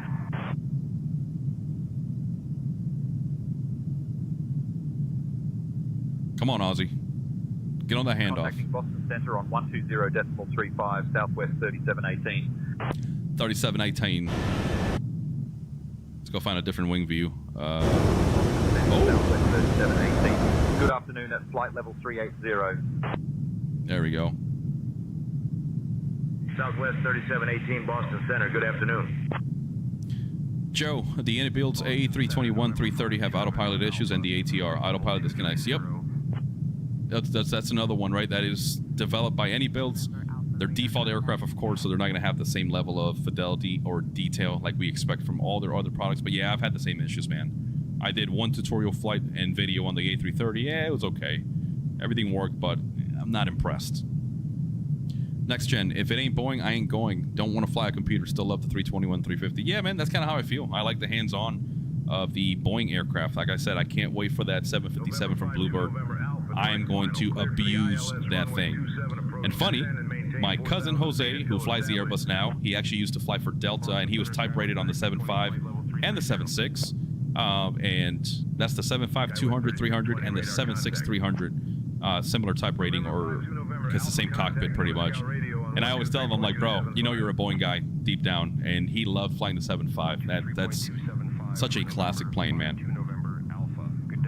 Joe, I love the Citation 10. However, my computer is awful and can't handle it in 2024. Damn, man, I'm sorry to hear that, man. Yeah, the Citation 10 is, again, that's one of my never uninstall for whatever reason in the simulator. It has to be on my list of aircraft because every now and then I get the itch and I just want to fly fast and high and look good doing it. And the Citation 10 does everything that I just mentioned. Not because of me, but because it just is sexy, man. It's such a good looking plane. Fallen, the Boris audio in the Citation is dope. Yeah, man. You ever notice when you start engine 2, right? That's how you start it first. You get that number 2 going, get it online, you hear that PTU, that pump going on, and then you start your number 1 doing the crossfeed method. It sounds so good, man. One thing that always catches me off guard, though, Fallen, since you're mentioning, you ever notice when you are descending and the auto throttle, or you manually retard your throttles to idle, it almost sounds like your engine's cut off for a second, and then they come back on. The first time that happened, I was like, oh, I just lost my engines. Whoops. Yeah, Justin, the versatility on the Citation, you can take it literally anywhere, man. You've got the short field performance that you would desire. You've got those engines. Those are Rolls-Royce AE 37 or 3007s. They're actually derated because they're so powerful. They're actually similar or the same engines you find on the ERJ 135 and 140 in the 145 family, if I'm not mistaken. So just think about that. A regional airliner is using the same power plant that this little Citation plane is using. Now, The Citation 10 is not little by any means. Again, if you guys are not familiar with my background, I come from working years ago. I used to work for Signature Flight Support, now known as Signature Aviation, and I got to handle and fuel and be around Citation 10s quite a lot. And there was always something that just drew me to that plane. It's just such a... It has a presence when it's on the ramp. Everybody just wants to look at it. It looks like a fighter jet. It looks like something that the Air Force or the Marine Corps or the Navy would use to train pilots before handing them the keys, right, to a jet. But never made it to any military training or any military designators, as far as I know. Maybe there is one out there. Who knows? But yeah, Citation 10 is the jack of all trades. Sad thing is they're older. They're kind of going out of, what do you call it, their life cycle. Right now, we've got the Citation X Plus. They have the G3000 or G5000 avionics. It's a more modern cockpit. I think different power plants. I don't remember. The winglets. And pretty much just a more advanced Citation 10. However, what Cessna or Textron have done lately is give us the Citation Latitude. That's the 680 Alpha. We've got the Citation Longitude, which is the 700. And if you look at the Longitude and you put it right next to a Citation 10, you'll see that Cessna really went through a clean sheet design, but they looked at the Citation 10 and said, we're going to make it bigger and just a little bit better.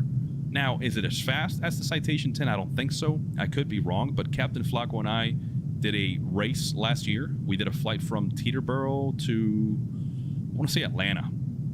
And lo and behold, Citation 10 won. I think, yeah, because I was flying the 10, he was on the Longitude, and the Citation 10 was just booking it.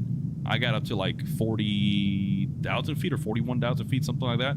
He was up there as well, but he couldn't close the gap to me at all, man. It was fun. Joe saying the Citation Longitude is pretty good. I like to fly it from time to time. Yeah, me too. And I think that's one of the default airplanes that really gives you a lot of versatility. You got a lot of functionality with the Garmin avionics. Pretty awesome, man. Fallen saying lately, Palm Beach has been full of GHS for some reason. I'm trying to think what's going on here. Is there a golf tournament happening? It could be something golf related. But yeah, Palm Beach is general aviation haven. You got Palm Beach. You've got FXE, which is Fort Lauderdale Executive. Fort Lauderdale International, Miami, Opa-locka, Tamiami, Boca Raton, Pompano. All those airports right there on the southeastern region of Florida, they are GA heaven. And I live here in Central Florida. This is arguably one of the busiest airspaces in terms of general aviation. And of course, commercial traffic. Tampa, Miami, Fort Lauderdale, Orlando, Jacksonville, Daytona, Tallahassee, Ocala. Well, Ocala's more GA. But you guys get the point. A lot of traffic in here. Justin saying the Learjet 45s are fun. The moment we get one, I'm committed to learning that thing. Justin, did you know that Just Flight is developing a professional Lear 45? Because I can't wait for that one, man. The Lear 45, I think, is the definitive Learjet, although I always say that for the 45, and I really mean the 35. Everybody almost knows what a Learjet is when you see a 35 with those wingtips that looks like bombs. And people used to ask me, like, are those actual bombs? And I'm like, no, they're not bombs, dude. They're just fuel tanks. But yeah, the 45 is probably the most common one nowadays, along the 65. The 65, I think, no, the 75, I think it is. I'm forgetting my nomenclature. The 75, all they did was blend the winglets out a little bit, kind of like they did with the Challenger 300 and the 350, and different avionics, I want to say, and maybe different power plants. But yeah, the 45, awesome little plane. Can't wait till Just Flight gives us that later this year. And also, guys, have you been paying attention? Contrail's Falcon 50 is hopefully coming very soon. That's another classic that I'm looking forward to flying. Another one of those jets that I saw on the ramp. And it is, I think, one of the best looking Falcon jets out there. 3 engines, just enough size, just enough wing foot, or what do you call it, square footage. And again, you get the 3 engines, so you can cruise up there, chill. I've heard pilots say they actually reduce thrust on the number 2 engine, which is on the tail, and they just save some gas that way.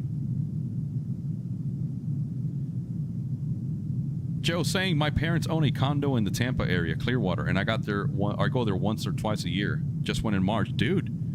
So yeah, you're near me. I mean, I'm here closer to Orlando, but Clearwater is one of my favorite locations to vacation with my wife and my son. And yeah, we love being out there, man. It's such a relaxing environment. Very cool. So glad you get to come down here and enjoy some of that Florida weather. Now, I hope you don't try to come in here. I mean, it sounds like you were in March during spring break. It gets hectic, man, as I'm sure you've experienced. Fallen, I wish they would make a phenom. 18, contact Cleveland Center on 128.025. Man, this controller's loud. Fallen saying, I wish they made a phenom. I liked flying mine when I was on X-Plane 10. So stand by on that. I've got some news for you, brother. Cleveland Center on 128.025, Southwest 3718. Cleveland Center, Southwest 3718. Good afternoon with you, flight level 380. By the way, that's my virtual co-pilot through Say Intentions handling communications for me. Southwest 3718, Cleveland Center. Good afternoon. Yeah, so with regards to the Phenom, there's a company out there, I forget the developer, they make a Phenom 100. I had it for Flight Sim 2020. I don't think they ever really made it native for 2024, but it is pretty good. Cockspur, there we go, COCKSPUR, the Phenom 100. But speaking of the Phenom 300, if that's what you're alluding to, I used to work for Embraer. I worked there for 2.5 years in Melbourne. I was building the Phenom 300 and 100 aircraft, and we also had the legacy 450 and 550, which now are known as the Praetors. And Captain Flacco, my partner on the channel, he got to work that line more exclusively than I did. I was purely on the Phenom 300 and 100, and to this day, the Phenom 300 is still the #1 selling light jet in the world for almost 13 years in a row, which is phenomenal. 13 or 11 years, I can't remember. But with that being said, we did have a developer. I want to say it was FS Reborn, and I could be wrong. I believe they are working on a Phenom 300. They actually reached out to me and Flacco, and they wanted us to get some technical data from the manufacturer, and we were like, no, we're not going to do that. That could get us in trouble. At the time, Captain Flacco was still employed by them, and so we didn't want to cross that boundary. Who they ended up contacting and how, I don't know, but it seems like production is moving on, and the development of the Phenom 300 is still pushing as planned, so we can't wait to see that one, brother. But yeah, Embraer definitely needs more love and attention. And have you guys noticed the default AI traffic in the flight sim here in 2024? You can see the Praetors, you can see Phenoms, and that is because Microsoft actually went out to Embraer facilities here in Melbourne. They asked for permission, and they scanned all of our aircraft to make 3D models out of. So that tells me somebody somewhere down the line is either working on or will be working on a Praetor or a Phenom or something like that, with the exception of FS Reborn that I just mentioned. Joe saying, I am going to Orlando in June, but we're going to the condo. Yeah, spring break, LMAO. It's on my channel. The latest one's nice, man. Yeah, it's hectic, brother. Yeah, Fallen, me too, brother. I'm ready to spend some money on the 300. I used to sit in the cockpit when those aircraft were in the hangar, and it was nothing but just a fuselage. No wings, no tails. When I started working at Embraer, my first job was to go inside the aft baggage. I used to install the air conditioning system, so all the bleeder ducts, heat and ice ducts and tubes. I routed some harnesses back there.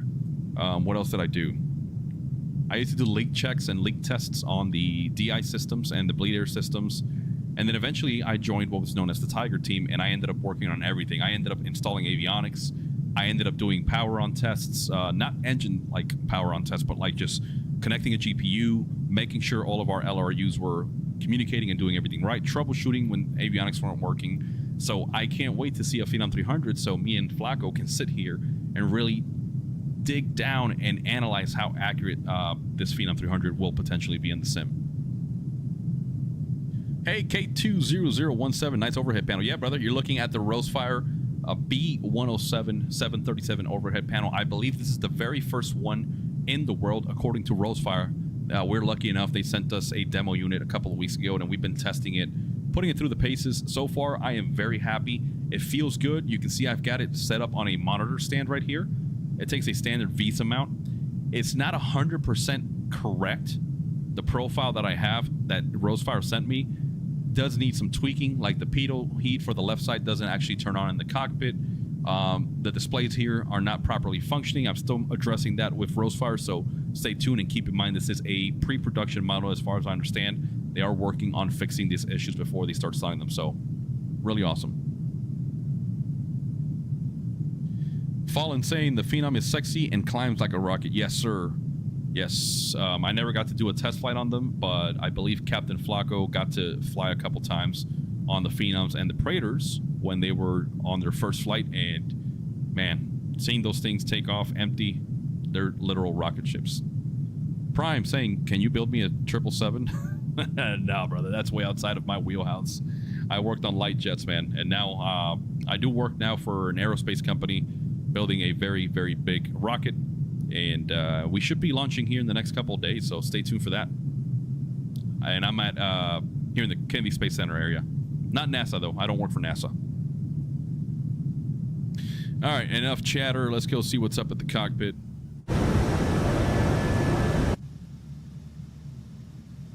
Let's take off the active noise reduction. There we go. Bring back some life.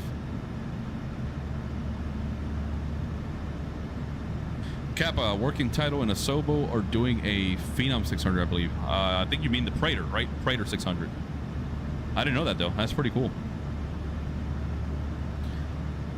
Justin, so happy for the 700 series flight. A ton going from, what's that, Cleveland to Midway a handful of times a year. Well, hang on tight, brother. We're inbound to Midway here on the 700, so you're going to be able to see the scenery and all that. And K2000 or 217 working titles doing the Praetor 600. I know this because I visited a demo aircraft in Melbourne. Hey! So, do you work for a working title? Good sir? Good ma'am? Prime, I'll take a rocket ship. Artemis number 3. You're probably gonna have to wait a little bit for that one, man. I don't want to say anything. I don't want to speak negatively. I don't know, man. I think it's a cool project, but I'm glad I work for the company I work for now, building the rocket we're doing. Here, I'll give you some details. 323 feet tall, 7 engines underneath it. It's a very rocket-looking rocket. No solid rocket boosters at all. And it's got one of the largest payload fairings in the world. That's where I'm working at now, in the carbon or the composite hub. And so we're hoping we can launch here in the next 5 or 6 days, I believe. That's what our schedule's looking like, but let's see how it goes. Okay. K217 saying I used to, but I also fly full time, and I just didn't have much time for it anymore. Hell yeah, brother. If you don't mind me asking, man, who do you fly with? Is it like a Part 91, Part 135? Who are you with? You don't have to say names, obviously, if you're in the airlines. I get that, brother. I completely understand and respect that. Christy, hello. How are you doing? Flacco, I did. You fly any Phenoms? Oh, he's responding to K200. Fallen, that is correct, sir. Near the Titusville, Merritt Islands area. So Titusville is just outside of where I work. A lot of people live there from my job.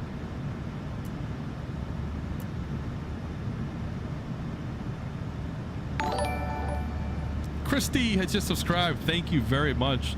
Much love to you. Thank you so much for subscribing and for giving us your time of day. I'm sure there's like 600 live streams right now with the PMDG, and the fact that you guys are here with me, checking it out firsthand, asking me questions. I love it. Thank you so much for being here. We'll be descending here momentarily, guys. I'm going to speed up the sim rate so we can get into that fun phase of flight. Oh, holy smokes. American Airlines. I am typed on the CJ4, 175-73, and the A320. Ooh. Uh-oh. Well, now the pressure's on, boys and girls. I've got a real-life pro watching me. So, Kay, I want you to be honest, man, and call me out on any BS or any wrong things you see as I get ready to descend here. I like to get feedback from real-world pros. Trucking Dad, he's one of our common viewers. Right now, he's away from home. He texted me earlier, but he watches. He's also used to fly professionally. He's helped me a ton, man, believe it or not. Gramps Aviation is another one. I believe he retired flying the L1011, so that gives you an idea. That guy is a real pro, man. And so, again, I'm always excited when I have real professionals that do this for a living watching me. And if you got to talk smack, brother, do it, man. I'm more than happy to take it on. Exactly, like Flacco said, man. Roast me up, man. Talk some smack. Let me know if I am pissing you off and if you would have just kicked me out of the airplane. Now, just one thing I want to say that I mentioned yesterday during the live stream. When I see people commenting and they're like, oh, I would have failed you on the check ride, it's like, really, bro? Really? Come on now. Justin saying, making me with my PPL and 172 experience scared there. Yeah, same here. I fly 172s. I'm a private pilot. I'm about to start my instrument training here in the next coming weeks. I've been saying that for weeks now. Got my flight review done. Now I can focus on getting into my instrument training. But yeah, I've been flying private for 10 years around Central Florida. And actually, yeah, my 10-year anniversary for my check ride is in a couple days. It was just pretty crazy. Kay said, I like the 7.3 much more than the 320. 320 is much more comfy, but that's about it. I don't like flying it. That is hilarious, dude. Oh, I got to put you in touch. I wonder if you fly with my cousin, man. Again, I don't want to put him out there. I don't want to give his full name, but he's an Airbus FO, and he's based out of Miami. So I wonder if you fly with him. That is hilarious. Joe is saying, I'm flying the 800. They didn't get the 700 yet because I spent money on sceneries before PMDG announced the 700. Nothing wrong with that, brother. And he is saying he's about to descend using Beyond ATC American Dulles to Fort Worth. Hell yeah, brother. Good luck, man. Bring her home. Heath, preach it, brother. Boeing over Airbus. I hear it and I believe it, brother. Amen. Airbus fanboys are about to destroy me here. All right, let's see. 23 miles to go. Yeah, Flacco, if they actually fly together, that is hilarious. They could talk so much crap. Especially when Jose tells him, yeah, that's my cousin. Cleared for the MIP4 arrival into LaGuardia, Brickyard 5822. Yeah, Kay, that's kind of what I gathered, man. So funny. Here's the funny story. My cousin's wife also happens to work for the same airline, but she's on the 7.3. And so you can imagine an Airbus pilot being married to a Boeing pilot. That's got to be hilarious. And I've actually texted them before both, and I've started like wars. And the stuff they say to each other is hilarious. I will not repeat it through the chat here, but it is hilarious. They hate each other so bad. They love each other, obviously. It's just a hate. He talks crap because she flies Boeing. She talks crap to him because he flies Airbus. You can put everything else together. You see, Kay? That's what I'm talking about. Reliability, baby. Boeing, built right. Joe, I figured, brother, when I saw DFW on your username there, I figured you were out of Dallas-Fort Worth. Huge airport. I think that's one of the largest airports in the world, right, in terms of acreage, right? Am I right? Fallen, I'm thinking about trying the AI stuff out of experience. Do you recommend Beyond ATC or Say Intentions? Oh, hold on a second. Let me, GXGX9602, awesome overhead. Thank you, sir. Rosefire B107. Once again, Rosefire B107 737 panel. Check them out on their website. We do have a little partnership with them. They do give us a link to share with you guys and make some commissions a little bit here and there on sales. Right now, I'm not worried about it. Just check out their website, Rosefire, and see what's the latest and greatest. This is a pre-production model they sent to us for testing, so glad you like it. But, Fallen, back to you, brother. All right. Just like Flacco said, we use both. And yes, lately we've been using Say Intentions. That's what we have right now. I'll show you one example of why I prefer Say Intentions. Here we go. Hey, Aussie, how you doing over there in the right seat? You awake? I am wide awake, Captain Gonzo. Just enjoying the view from up here. Hooly doolies. Hooly doolies, mate. Hopefully we'll be descending soon. Hopefully the weather's treating us nice. And I promise to touch us down nice and gentle. You okay with that?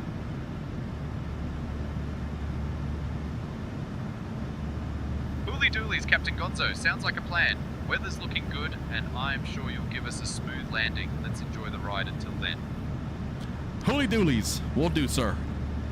So right there, what you heard, that's the virtual co-pilot. I always try to show them off. Hooly doolies, Captain Gonzo. We're cruising smoothly at flight level 380. Let me know if you need anything else.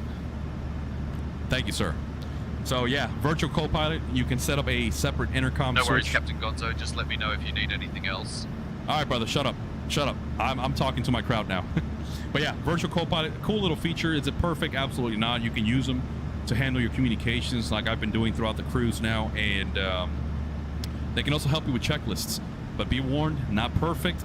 You have to kind of take your time and speak to them in a nice and slow manner sometimes. But overall, it works, and I love it. And the ecosystem that Say Intentions gives you, it's much more diverse than Beyond ATC. Beyond ATC gives you obviously the AI air traffic control, and it gives you traffic injection, but I think it lacks in depth.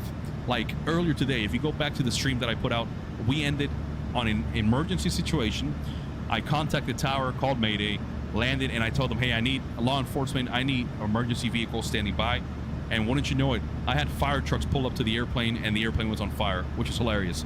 So Say Intentions to me just gives me a more authentic experience, especially with the radios. They sound much more realistic, but they are not perfect by any means, okay?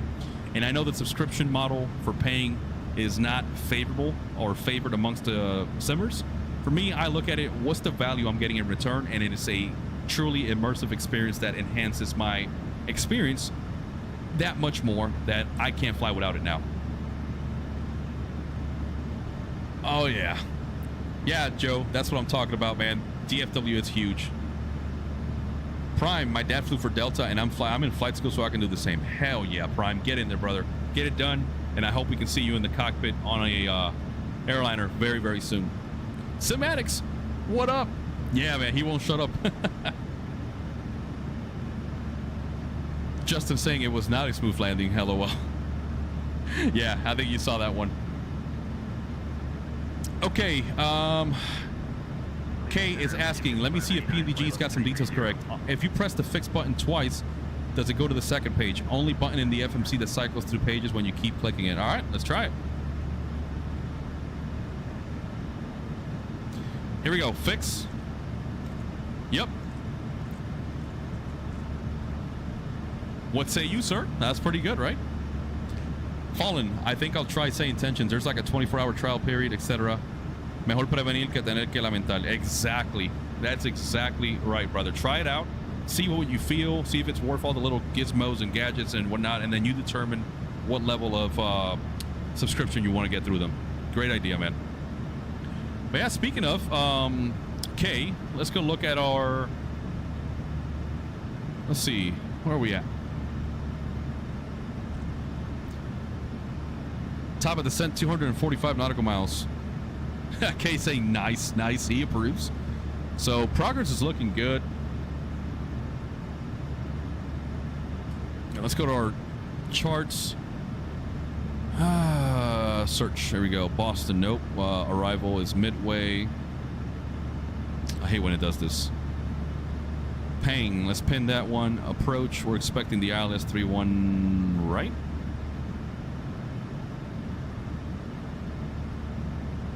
Yep, that's the one. So, localizer frequency 109.9, final approach curve 318. Let's go ahead and start configuring that. 109.9. We're going to switch the mode. Not GLS, ILS.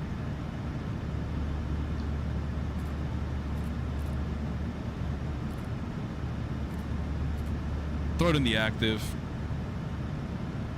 And then final approach course 318. Now, of course, we can have a change at any moment, but let's see. Nope, not heading. I'm not in heading. There we go.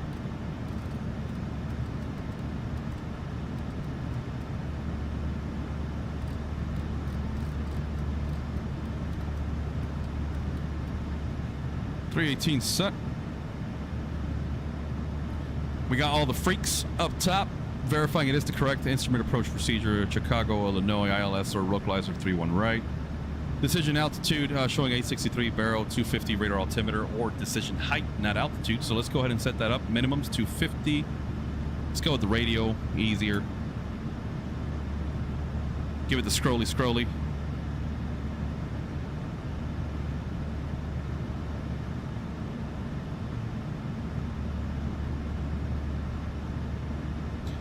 $250, come on. Okay, touchdown zone elevation 613. We've already got that set on the pressurization panel. Minimum safe altitude around the VOR, Charlie Golf Tango. We'll be using that. Chicago Heights, okay. Depends where we're coming inbound. So inbound from the east to westbound on the southern region, 2800, northern region, 3400. Missed approach, climb to 1100, then climbing left turn, 2100 on the heading 150. Inbound on the Eon VOR radial 001 until crossing Jesse at 20 DME from Eon, then climb to 2600 direct Eon VOR and hold. So let's set that on our fixed page, shall we? Eon and the radial 001. Page 1. radio 001, and now we can see we've got our distance from the station, 350 miles. We've got the radio, and now we go to plan on the EFIS. Let's go to legs. There we go. Let's zoom in.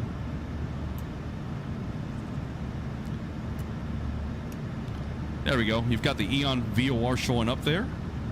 Good visual waypoint, and you see that radio right there. That it wants us to intercept inbound to the station, and then you can see the holding pattern already showing in that dashed blue line. So just a good way to have some visual waypoints. And again, on the fix page, what like Kay was pointing out, we can just put in as 6 fixes if we wanted to, and we just press the fix page, which by the way, I just learned that, Kay. That's awesome that you shared that with us. But yeah, another little friendly thing. Let's go back to map.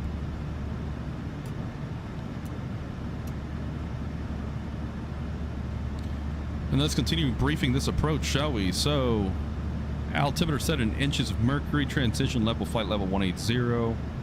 DME and radar required, 31 right, helicopter visibility reduction below RVR, runway visual range 4,000 feet or 3/4 statute mile, not authorized. Vertical glide slope, indicator, and ILS glide path, not coincidence. Okay. Cleveland Center on 127.075. There's the minimums.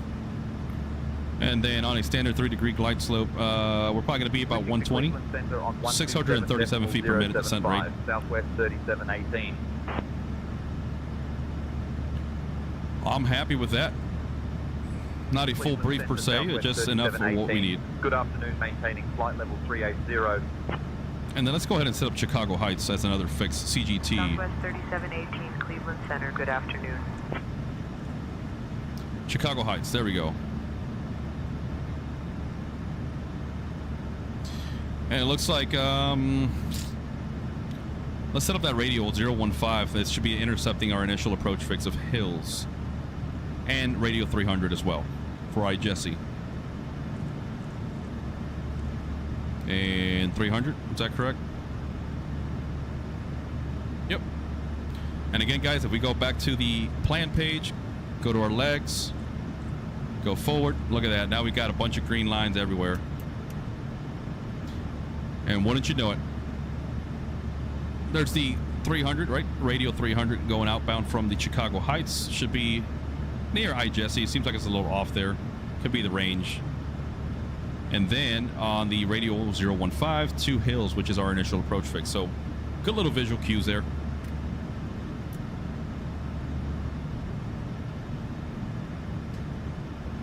And we get the visual or the vertical display here. Let's see, go center.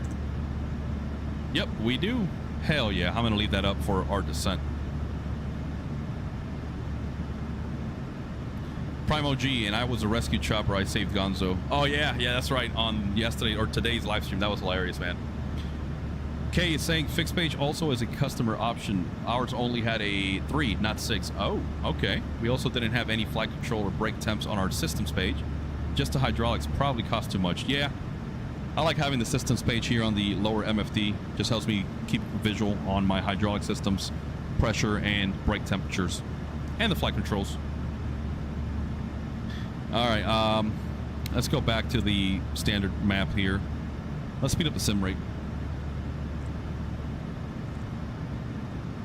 I forget, where is it at?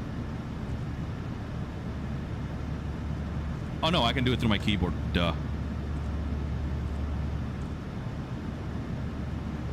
1, 2, 3. You can see the clock turning colors. That means we're expediting our clock. I have to be up at 3 in the morning, guys, for work tomorrow, so I'm going to try to hurry this portion up.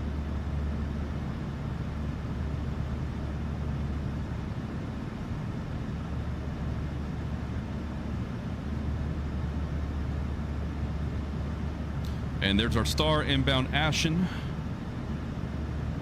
There's our transition. Still looking good on gas, 11.2 thousand pounds. Kay is saying also a fun fact, not once did I ever see anybody use the VSD once, not even the Max, which had a much better display. Really? Dude, I could have sworn people would use that a lot more, man. It's such a good display feature to have, in my opinion, but interesting.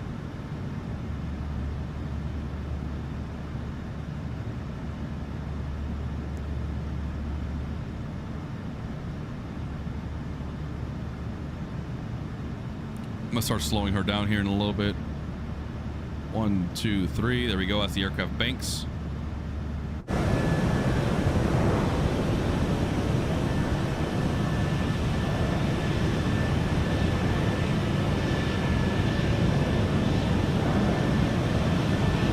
Looking good.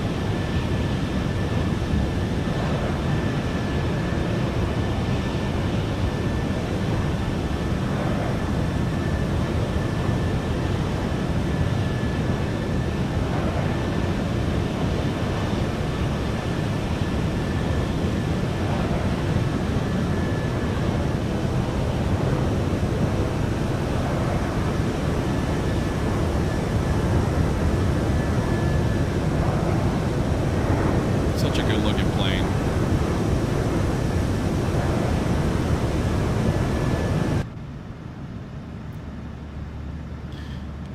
The VNAV, while confusing at first, was quite good if you understood what it was doing. That was the thing most people struggle with. What is it doing? Really? Yeah, VNAV seems pretty, well, again, from a simulator pilot's perspective, it seems very straightforward, right? Vertical navigation. Correct me if I'm wrong, Kay, right? But it, depending on your landing field elevation and your type of approach, it determines a top of descent that'll also obviously abide by all, if any, altitude constraints and speed restrictions, and that's all it does, right? Once you arm it, it should descend via that VPAF for the vertical navigation. We can see it here on the FMA on the PFD, showing that whenever we get to that TD, top of descent, the aircraft will descend based on what the FMC or the flight management system aboard is calculating in order to hit those altitude constraints. Okay, if you can explain it in a more layman's term or a better way, definitely chime in, brother. 1, 2, 3. Let's speed it up.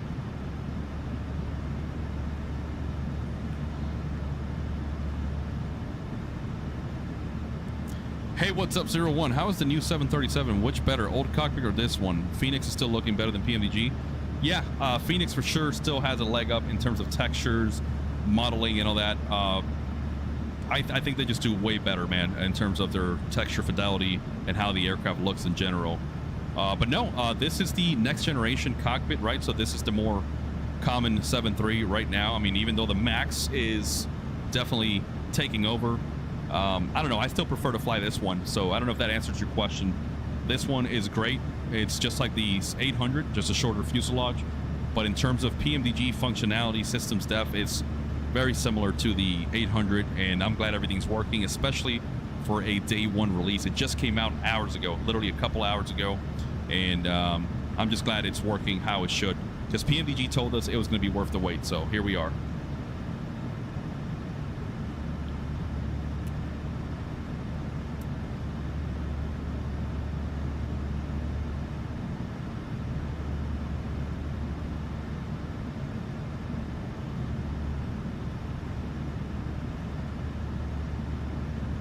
Southwest 3718, contact Cleveland Center on 134.65. All right, Ozzy's going to handle the comms. Let me look at my star, see what constraints we've got. Switching to Cleveland Center on Ashen on a course 277 to Findlay. We have to cross it at flight level 240. Continue. Bagel, Pang. Megs at 11,000. Awesome. Good evening with you, flight level 380. And then, yep, we're probably going to go to Hills. There's the initial approach. 3718 Cleveland Center, good evening. And then let me just look at my FMC real quick. There we go. Findlay at 240. Bagel, Pang. Megs 11,000. Awesome, 10,000. Haley is 6,000. Hills 240 and 5,000. Is that correct? Yeah, 240. Okay. And then from there, there's a discontinuity. We'll figure it out once we get to that point. I'm happy. Jay Curtis, hi. What's up? Welcome aboard. Thank you for tuning in, man.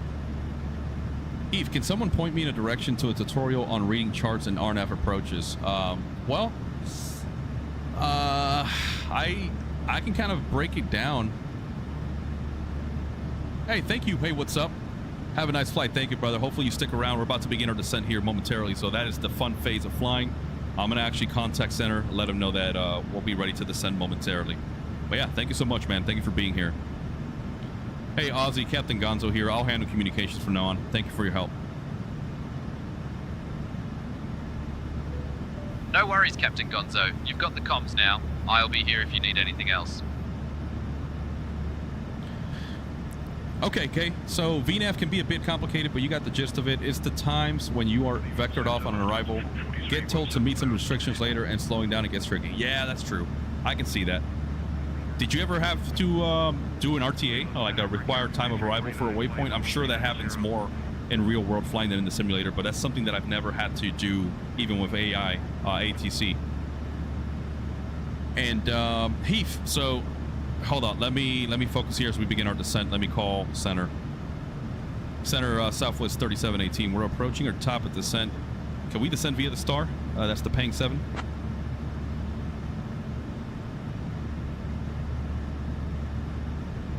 Southwest 3718, descend via Pang 7 to 3000 Ashen transition into Midway, altimeter 3011. Altimeter 3011 and copy descend 3000 via the Pang 7 Ashen transition into Midway for Southwest 3718. Okay, we're going to set 3000 on the MCP.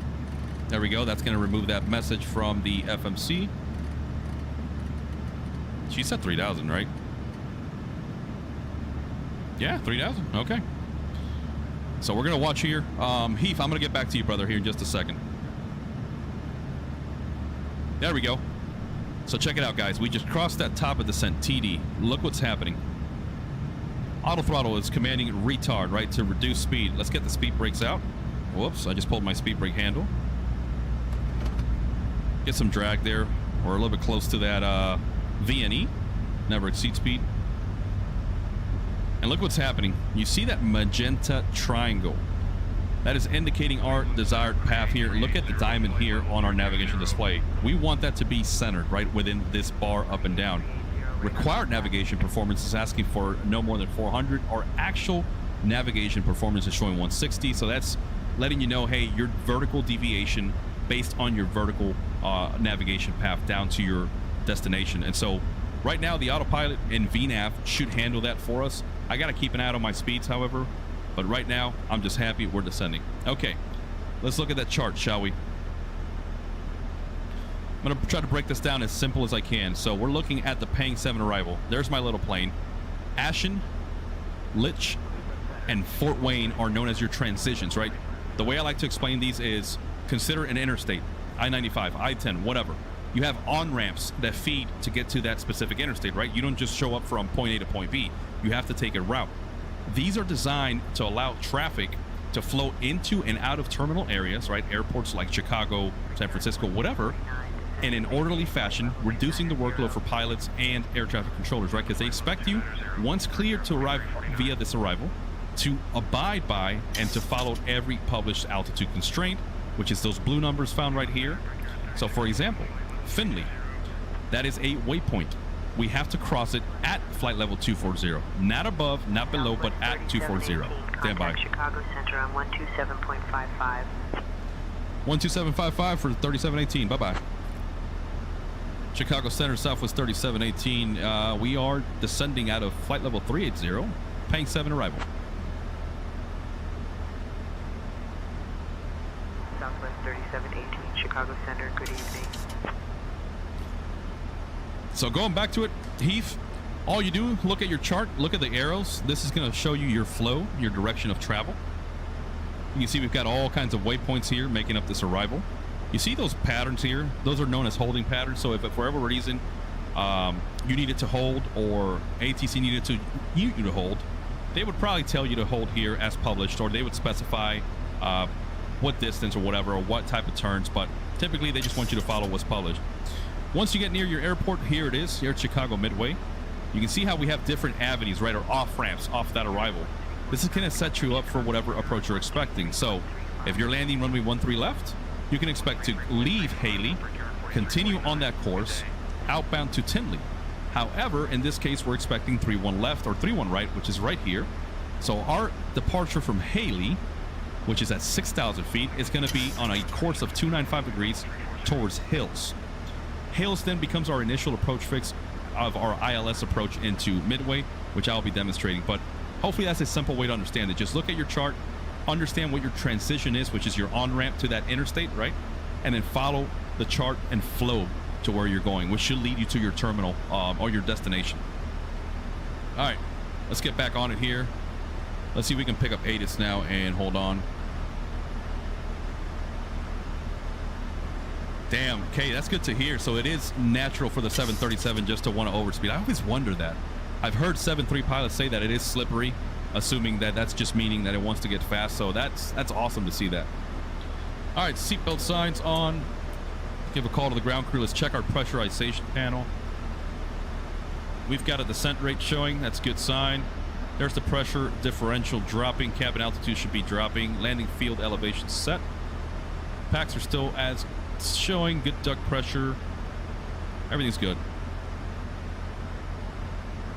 American 2016, contact Chicago Center on 121.05. 121.05 for American 2016.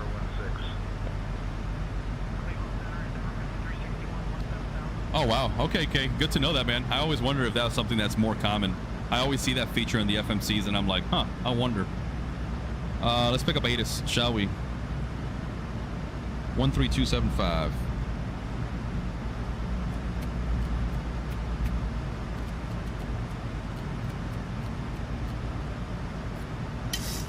In runways 31 left, 22 right, 22 left, 31 right. Wind 210 at 5. Visibility 10. Fuel at 8,000. Broken at 20,000. Broken at 25,000. Temperature 21. Dew point 3. Altimeter 3011. Density altitude 1200 feet. Localizer service may be unreliable. Monitor closely for updates. Advise on initial contact. You have information Romeo. Information Romeo, okay. Chicago-Midway International Airport. Information Romeo. 2053 Zulu. Arriving and departing runways 31 left, 22 right, 22 left, 31 right. Wind 210 at 5. Visibility 10. Fuel at 8,000. Broken at 20,000. Broken at 25,000. Temperature 21. Dew point 3. Altimeter 3011. Density altitude 1200 feet. Okay, we got Romeo. Localizer service may be unreliable. Monitor closely for updates. Advise on initial contact. All right, we got information Romeo. Our runway is valid for the arrivals. Well, hopefully Say Intentions cooperates and lets us follow through as planned. Okay, saying it's also that the VNAV just doesn't care at all about the current speed during the initial nose down descent. So if you are close to the red tape, be ready to pull the thrust back. That's crazy, man. It's funny how even automated aircraft like these, right, you still have to, there's a level of hands-on that you need to be on. Okay, descending through transition altitude, we're gonna press standard. Let's go 3011 on the altimeter. Whoa, I got out of hand. 3011, nope. There we go, cross check, looking good. Heath, all good, brother. Definitely watch it and try to just pay attention to what I'm doing. And you've got the man right there, K20017. He flew these in real world, man. So if you got some questions, drop them in the chat. I'm sure he'll be more than happy to answer them.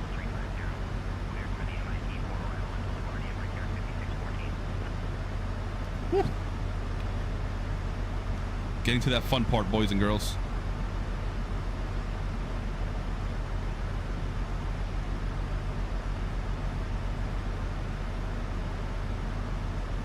See the view outside.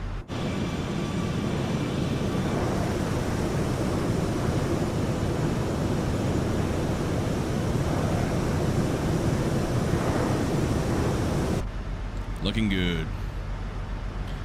T3642, welcome back, man. You nice and rested, right? You got some sleep?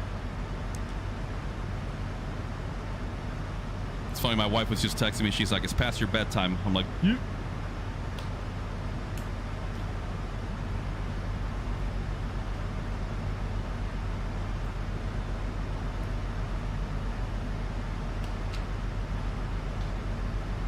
All right, just doing a quick check here on my hardware, make sure everything's set. I'm good.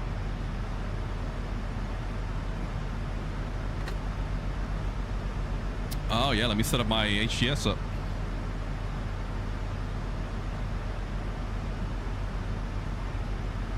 Three one right, 612, and we've got 6522. 6522. 612. Enter. And we've got 6522. Go. Southwest 3718, contact South Bend approach on 132.05. Over to approach 13205 for Southwest 3718. Bye-bye. South Bend approach, Southwest 3718. We're descending through 12,600, 3,000, Pang 7. We've got Romeo.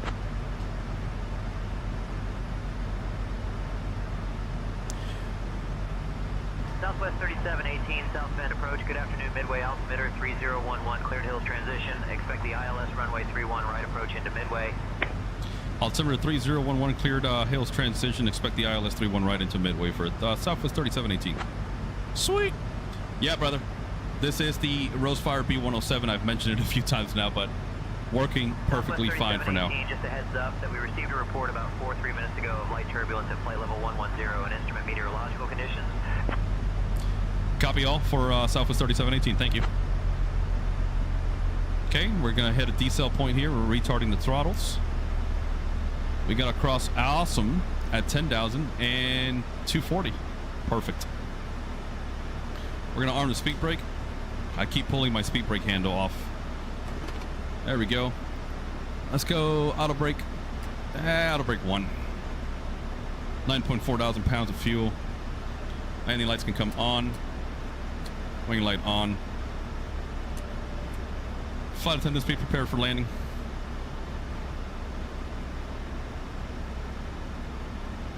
Looking good, boys and girls. I'm excited. Remember, below 10,000 feet, we can't bust anything faster than 250, so we got to monitor that airspeed as we continue descending. Doing good on the VNAV path, though.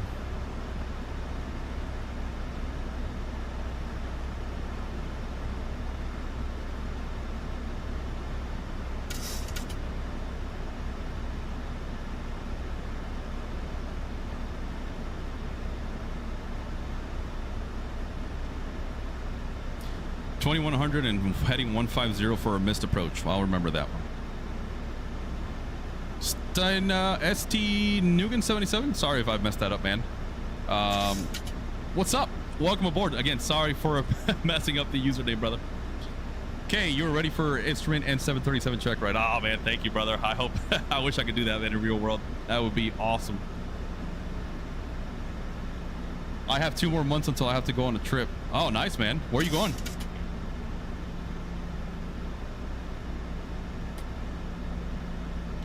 There we go. We're still descending. We've been cleared for the hills transition, and we can expect the ILS 31 right. As we briefed, I'm happy. Let me check my approach ref once again. We're going flaps 40 today. VREF 128. 6,500 feet available. There's a localizer frequency, identifier, and final approach course looking good. Landing with a gross weight of 123.2 thousand pounds. Hell yeah. Let's go. I feel good, boys and girls. Ocean City. Oh, gonna have some fun, I believe. I've never been there. You ever been there before, man?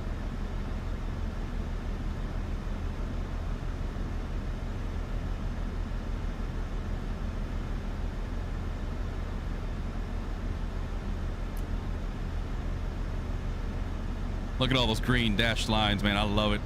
I love saturating my display with nonsense.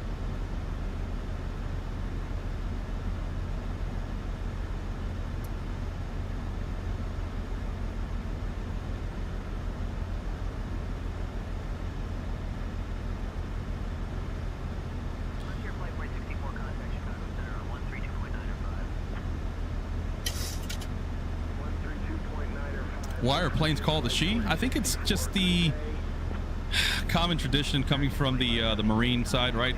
People address to boats as she. I guess in the airplane side we call them she as well. I don't know. It's just some old tradition. I don't know the real answer though. Sorry, man.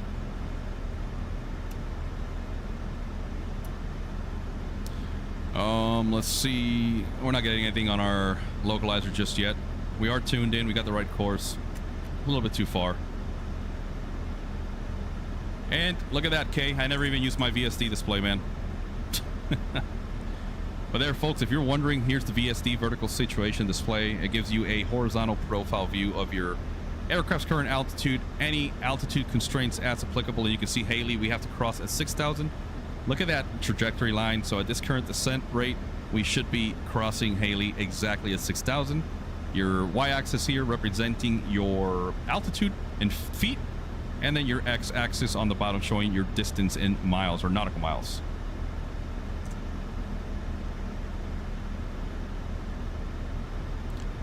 Your mom has a Subaru. Oh, that's cool. Do you call it she or he?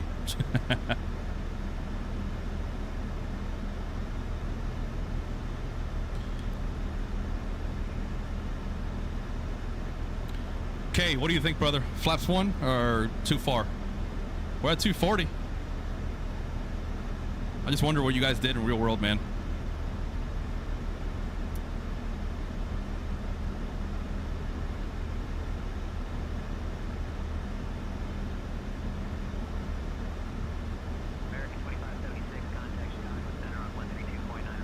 It's also weird that it only shows fixes on the VSD that are inside that blue dash line. So if you have a turn, some fixes disappear, and oh, another one that I didn't know, man.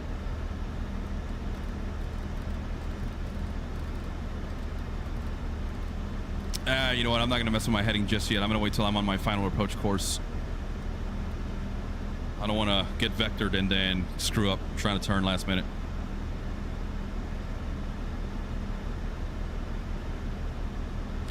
We're just chilling here, descending still. On our way to Midway, guys. We've got information. Romeo, altimeter set 3011. Got the little cheat sheet here, too, on the yoke. So descent checklist, pressurization check, landing elevation set, recall. I never rechecked it. Yeah, we're good. Auto brake set, landing data, VREF set, minimum set, 250 on the radial altimeter. Approach briefing completed. Approach, little checklist, altimeter set. We'll go to landing. I never put in flaps unless I was about to hit the up bug. Flaps cause drag and more fuel to burn, and wears them out if you put them out faster than needed. True. Contact Chicago approach on 133.1. Approach on 133.1 for Southwest 3718. Bye-bye. Chicago approach Southwest 3718. Pang 7 arrival with Romeo inbound. I don't know why I said inbound. Southwest 3718, Chicago approach. Good afternoon, Midway altimeter 3011. Midway altimeter 3011 for Southwest 3718.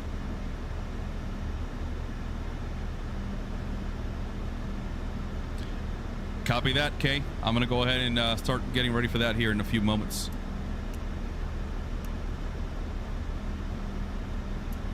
Probably bring it down to about 210. Keep good speed up. My mom called her car Emily, and my dad called his car Lucy. There you go. Well, see, I guess it's a tradition, man. Although I know a guy, he's got an old school Camaro. He's been driving it since high school. It's a first gen Camaro, and he calls it Sharky. It's a boy's name, and he said, don't you ever call it a girl name. I'm like, okay. Yes, they did, my friend. That was Artemis on the Orion capsule. They did the mission, and they're on their way back home. Godspeed to them. Hopefully they can get back home here in the next coming days, nice and safe.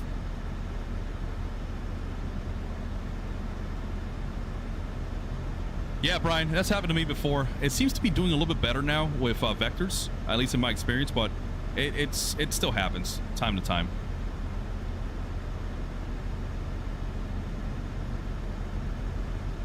All right, hills, mandatory 5,000 feet. Interesting.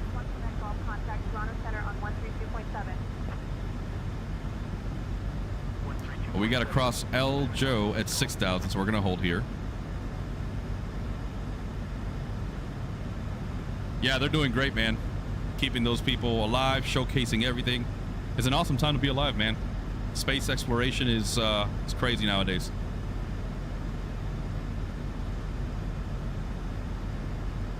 Yeah, D3642. I turned on my landing lights earlier. I've got all my lights set. Yeah, everything works, man.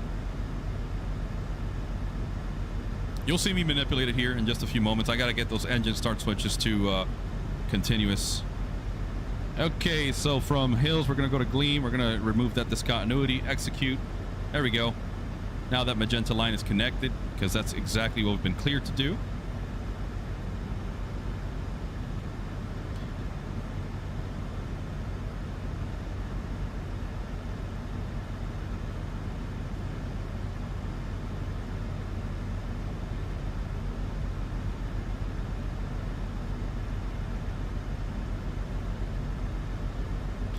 And this is what you guys have all been waiting for, the approach and the landing. What airport is that there in front of us? KGTY. I know that identifier. I don't know, KGYY. Gary. That's right, Gary. Executive, I think. I thought I had a scenery there once upon a time, although I always say that for every airport. Yeah, cool little airport.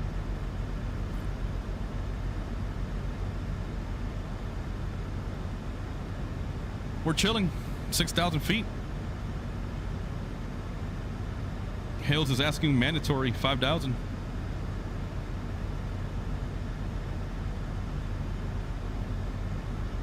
I'm gonna set that on my altitude just cause I'm gonna forget it.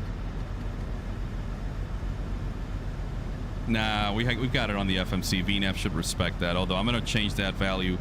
Let's go 210 / on hills, execute. There we go. We're gonna hit a decel point. I like that better. Stay in VNAV. Bring that altitude back on the MCP to 3,000. Just having fun with the plane, guys. Just putting it through the paces. 53 days left until hurricane season. Oh, thanks for reminding me, man. I'm in Florida. I don't want that. The other thing we would do, you don't have to, but when you don't have any more speeds on the arrival or below 10, go to manual speed. Aye, sir. I'm going to wait for this decel point here. We're going to reduce to 210. Sometimes FMS speeds will just slow you way down like 40 miles out for seemingly no reason. It's crazy to hear that this happens real world, man. Again, I would have never imagined.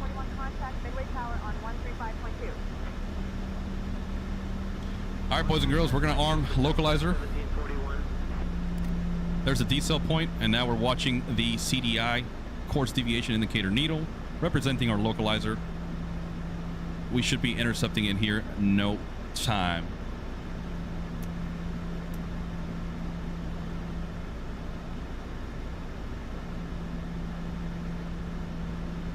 There we go. There it is. Localizer's alive. We can see we've got VOR localizer armed on the FMA flight mode annunciator. There's a glide slope. Hey, Slow, I'm in the Central Florida region just outside of Orlando, like near St. Cloud. Yeah, Brian, right? I feel so confident, man, having Kay here walking me through this, just making sure I'm not butchering anything.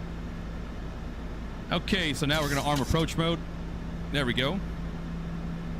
Single channel on the PFD. I like it. Speed. Let's go down 180. Southwest 3718, descend and maintain 2500 feet, cleared for the ILS runway 31 right approach via hills. Altimeter 3011. Descend and maintain 2500, cleared for the ILS 31 right via hills. Altimeter 3011 for Southwest 3718. All right. Let's go flaps 1. I think I see the field. Yep, there she is.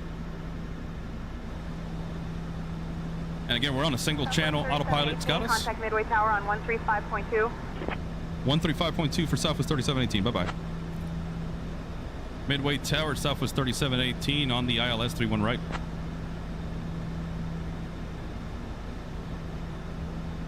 Southwest 3718, Midway Tower, roger.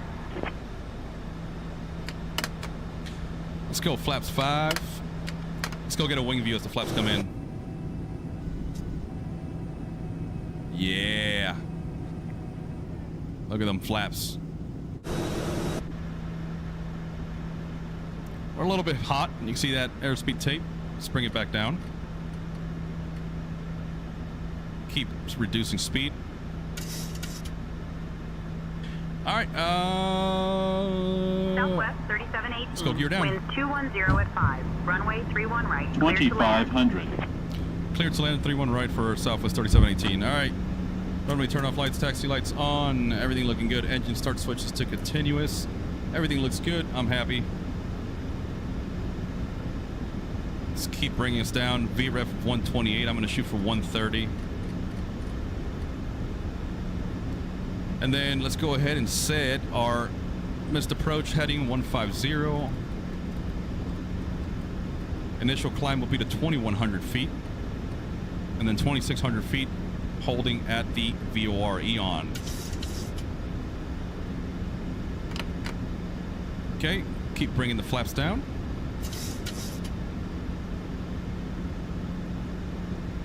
Southwest 3645, contact ground on 118.075.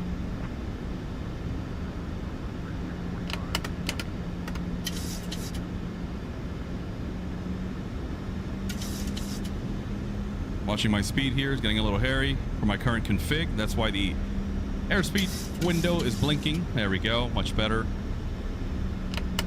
Let's go flaps 40.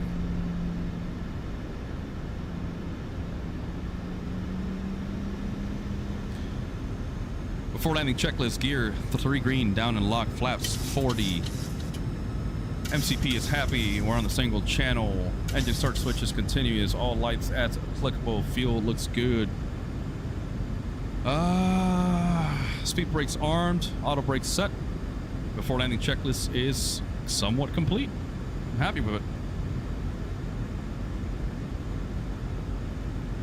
1,000. Copy that, K. I gotta write that down too, man. I'll have to rewatch this later. On glide slope, on speed, on the localizer. You guys ready? I'm about to take over. Approaching runway 31 right. My controls, auto throttles off. And I've got the airplane. We're still on speed, looking good. Still looking good.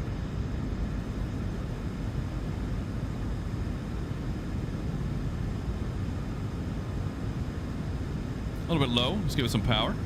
There we go. I see 2 white, 2 red.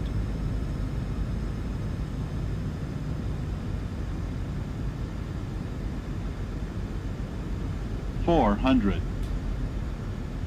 Cut power a little bit here. There we go.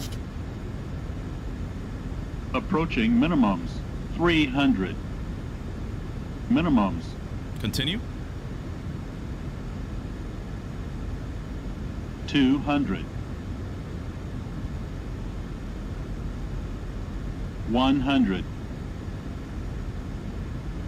31 center. What? 50. 30. 20. 10.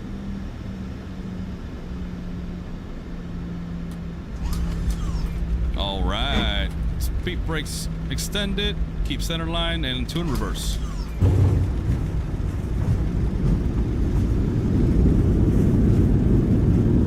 Manual braking. And reverse thrust.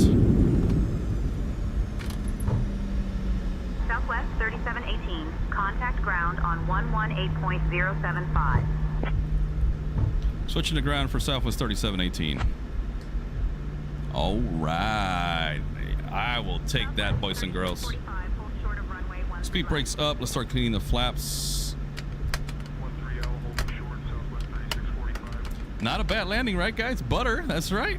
All right, let's tell the heads-up display. Landing lights can go off. Runway turn-off lights off. APU to start. Engine start switches to off. Steady light on. Wing light off. Lower light off. I'm happy. Let's get the APU bleed on. Kay saying, someone call airport ops, tell them there's butter residue on 31 right. Oh, man. Thank you so much. That means a lot, man. Midway ground, Southwest 3718, clear of 31 right, requesting taxi to gate B25.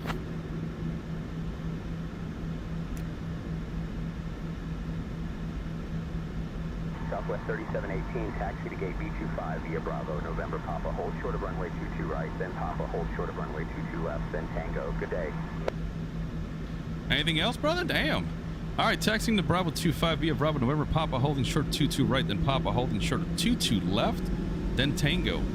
for Southwest 3718. Southwest 3631, ready to push. Am I on the right taxiway? This is November, yeah. Caution, let's get on the APU Gen. Approaching. There we go. Runway 13 left. Am I going the right way? Yeah, Bravo November Papa, okay.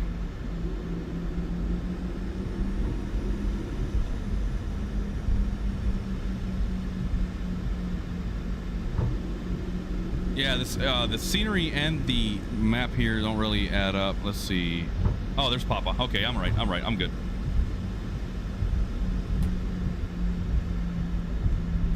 Let's go altitude reporting mode off on the transponder. Let's hit init ref. Reset the FMC. APU is online. Thanks, Brian. I'm used to more screaming from the back when I land. Yeah, if you saw my landing earlier today on the 800, that was terrible. B52, nice landing. Like the stream. Thanks a lot, man. It really means a lot. And Nugan77, you missed what I said. I'm sorry, man. I was busy landing a plane. The names will be Arthur, Bertha, Cristobal, Dolly. Oh, God, that's a lot of names, man. How did you look that up? All right, we got to hold short of 22 right here on November. Then we're going to make a right onto Papa. I'm going to call them, see if I can cross.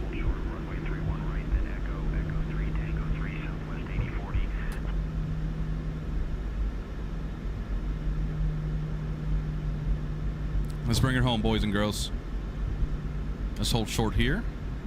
Ground Southwest 3718. Can we cross 22 right on November? Approaching runway 22 right. Southwest 3718, cross runway 22 right, then continue taxi. Cross 22 right, then continue taxi for Southwest 3718. Get all the lights on for the show. I will never, ever get tired of these sounds. God bless Boris. I need a tiller, by the way. I need a nose tiller for nose wheel steering. Approaching runway. The 800 landing felt like a Sully landing, no offense, but... Southwest 3718, cross runway 22 right, then continue taxi via Papa, hold short of runway 22 left, then Tango. All right, cross 22 right, then continue via Papa, hold short of 22 left, then Tango for Southwest 3718. Approaching runway 22 right. We're going to hold short here on 22 left. Love this airport, man. It's such a nice little airport, especially for Southwest. XP72, what? Brother, I am in the presence of royalty. What are you doing here, man? I thought you would fly this thing. Brother, thanks for that. Guys, if you're not familiar, XP72, check out his channel. Got to meet him at the Flight Sim Expo last year. Awesome, awesome individual. Thank you for being here, brother. Seriously, it means a lot, man. Hopefully we'll see you this year. And maybe a Sun and Fun next year, or this year, sorry. Oh, good catch there, Kay. Yeah, I immediately turned that APU bleed on. I didn't know that. So run it for 2 minutes before using it as a bleed source. Copy that, sir. Noted. Ground, are we cleared to cross 22 left for Southwest 3718? Got traffic lining up. Southwest 3718, cross runway 22 left. Let's go. Taxi via Tango to gate B25. Cross 22 left and then continue via Tango to Bravo 25 for Southwest 3718.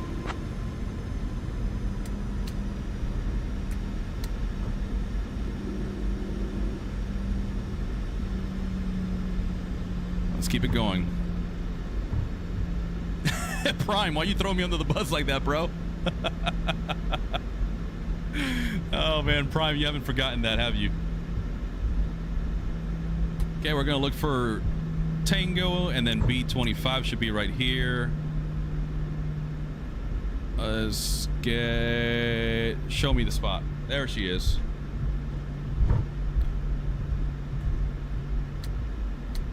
Okay, cool. Let's bring her home. Here's Tango. XP, brother, I got to catch up with you then. I'm going to be working with Desktop Pilot at the Flight Sim Tech Center, so feel free to swing by, man. I'll be there next Tuesday. Hold on. Crossing for Southwest 3718.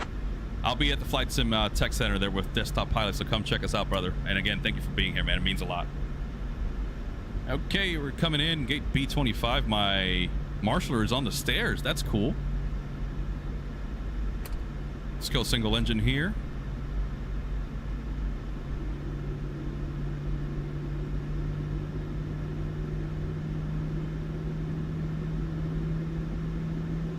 Okay, I hope I'm making you proud with that, man. Saving some gas, right? But it's Southwest. Let's just burn the gas. Who cares?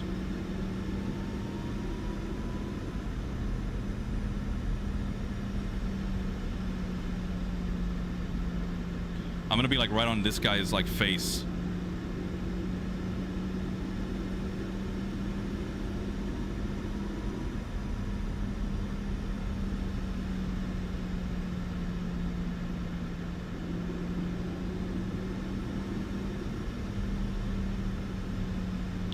I'm gonna make him do the dance. Come on. Come on, come on, come on.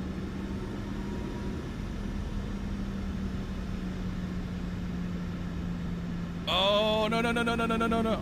I gotta make it perfect. Okay, that'll do.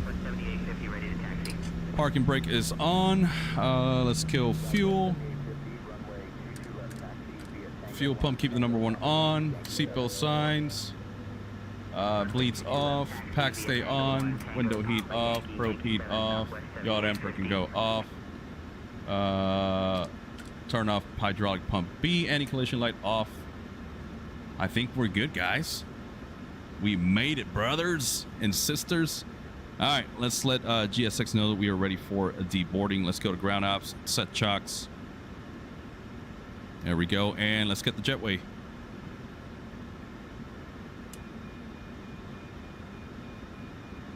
There she goes. All right, let me tell GSX to start doing the thingy. Request deboarding. Requested. All right, let me make sure I'm leaving the aircraft in good conditions. I'm not missing anything out here, am I? Yep, there we go. Probe heat 1 is not working, or the left probe heat. So that's not a big deal with me. We're on the APU gen. We can always request GPU here. Let's get it. There are no passenger stairs. You will not see passengers visually. Oh, the jetway, the thing, it glitched out. Not bad of a parking job, though. I mean, almost on the line. There we go.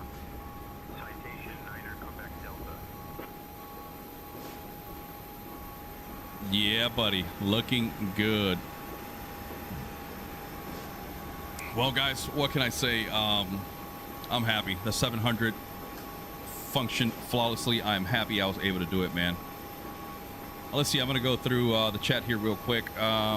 Kay saying Honeywell sets is for stabilization and engine longevity, I believe. Copy that. Good to know. And XP, yeah, brother. Again, thank you for being here, man. And guys, if you don't know, XP72, check out his channel. We watch his videos all the time. He's constantly live streaming. Awesome individual. And again, can't wait to see you in person, brother. Look for me there with Desktop Pilot, and we'll go hang out, have some snacks, have some drinks, and enjoy the show. Kay saying, hey, single engine taxi saves hundreds of millions of dollars in fuel per airline every year if done. Hey, brother, I'm glad I at least did it once I got to the ground there, so that helps out. Prime, is this scenery built with that tug animation on the right? Yes, sir. Yeah, they just keep pushing this Max back and forth. Look, you'll see him. They're gonna bring it back to the gate now. It's hilarious. And then PJM, how am I feeling with the overhead panel so far? Well, as you saw, you see how simple it was? Crossing active runways, throwing the light switches on, manipulating my engine start switches, fuel pumps, everything, man. I couldn't be happier. Is it perfect? Absolutely not. I do have to do some more digging with Rosefire and make sure that we figure out all the bugs and quirks. But so far, man, phenomenal. It feels good. It's got a functioning EGT gauge for your APU, by the way, which I mentioned earlier in the stream. And I love it, man. It's just those little details. And besides, you know what I'm happy? Is that somebody is finally paying attention to the Boeing side of the house. Everybody and their moms make Airbus peripherals and panels, but people forget about Boeing, and Rosefire is starting to tackle that, and I'm so happy. Prime, copy that. I'm gonna get that phone number for violating all the traffic violations at Boston. But hey, man, I had to get the stream going. You guys, like I told you, I got to be up at 3 in the morning. It is now 10 o'clock at night here in Central Florida, so I'm gonna be very, very drowsy at work tomorrow. Very tired, but you know what? It was worth it. I had an awesome experience with the 7.3, and not only that, but guys, it really means a lot to me that you guys are taking time out of your days, your night, with your families, with your friends, and you're deciding to look at my face and hearing me out, man. So again, really means a lot, guys. I'm so happy we got to check out the 700 together. If you're on the fence about it, I totally get it. Very demanding price point, but you're gonna have a phenomenal experience. And remember, like we talked earlier, nobody really gives us the 737 NG quite like PMDG does. So my recommendation, bite the bullet, especially if you're a former or a current 737 owner from Flight Sim 2020. Take advantage of that discount. We'll still complain about it on the forums about the pricing, but you know what? You're gonna have a phenomenal experience. So I'm happy. Oh, woo. Brother, you're on it, Kay. Good catch, brother. Yep, ISO valve is open, sir. Thank you for that catch. You want to deboard crew. Both. Crew There we go. deboarding starting. All right, guys. Well, I'm going to go ahead and call it here. SB Lopez, sounds good. Do you like the sound better than the Phoenix IAE buzz saw on the climb? Oh, that's a rough one, bro. Those IAEs sound good, especially when the when you derate or you reduce the thrust to climb. But Boris does a phenomenal job here with the PMDG, man. So it's a tight competition. But again, it just comes down. Do you prefer Boeing? Do you prefer Airbus? For me, I am biased because I've always been a Boeing fanatic. And so I enjoy the 737 sounds from Boris much more. All right, guys, I'm going to get off the air. Again, thank you so much for being here. Love the support. Love the feedback. And guys, again, we'll be at Sun and Fun next week, starting Tuesday, April 14th. Come check myself out and Captain Flacco working with that desktop pilot. And we're going to be showcasing their products. It's going to be an awesome time. Looking forward to it.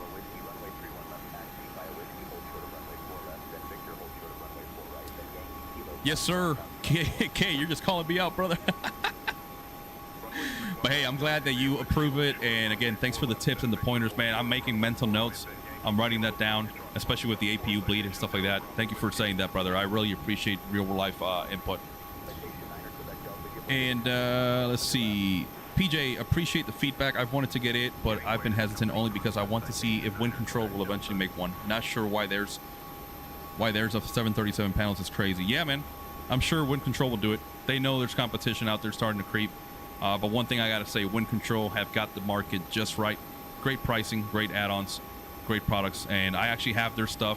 I'm using the rudder pedals right now. And I've got the HOTAS for DCS World from Windwing. Awesome stuff, man.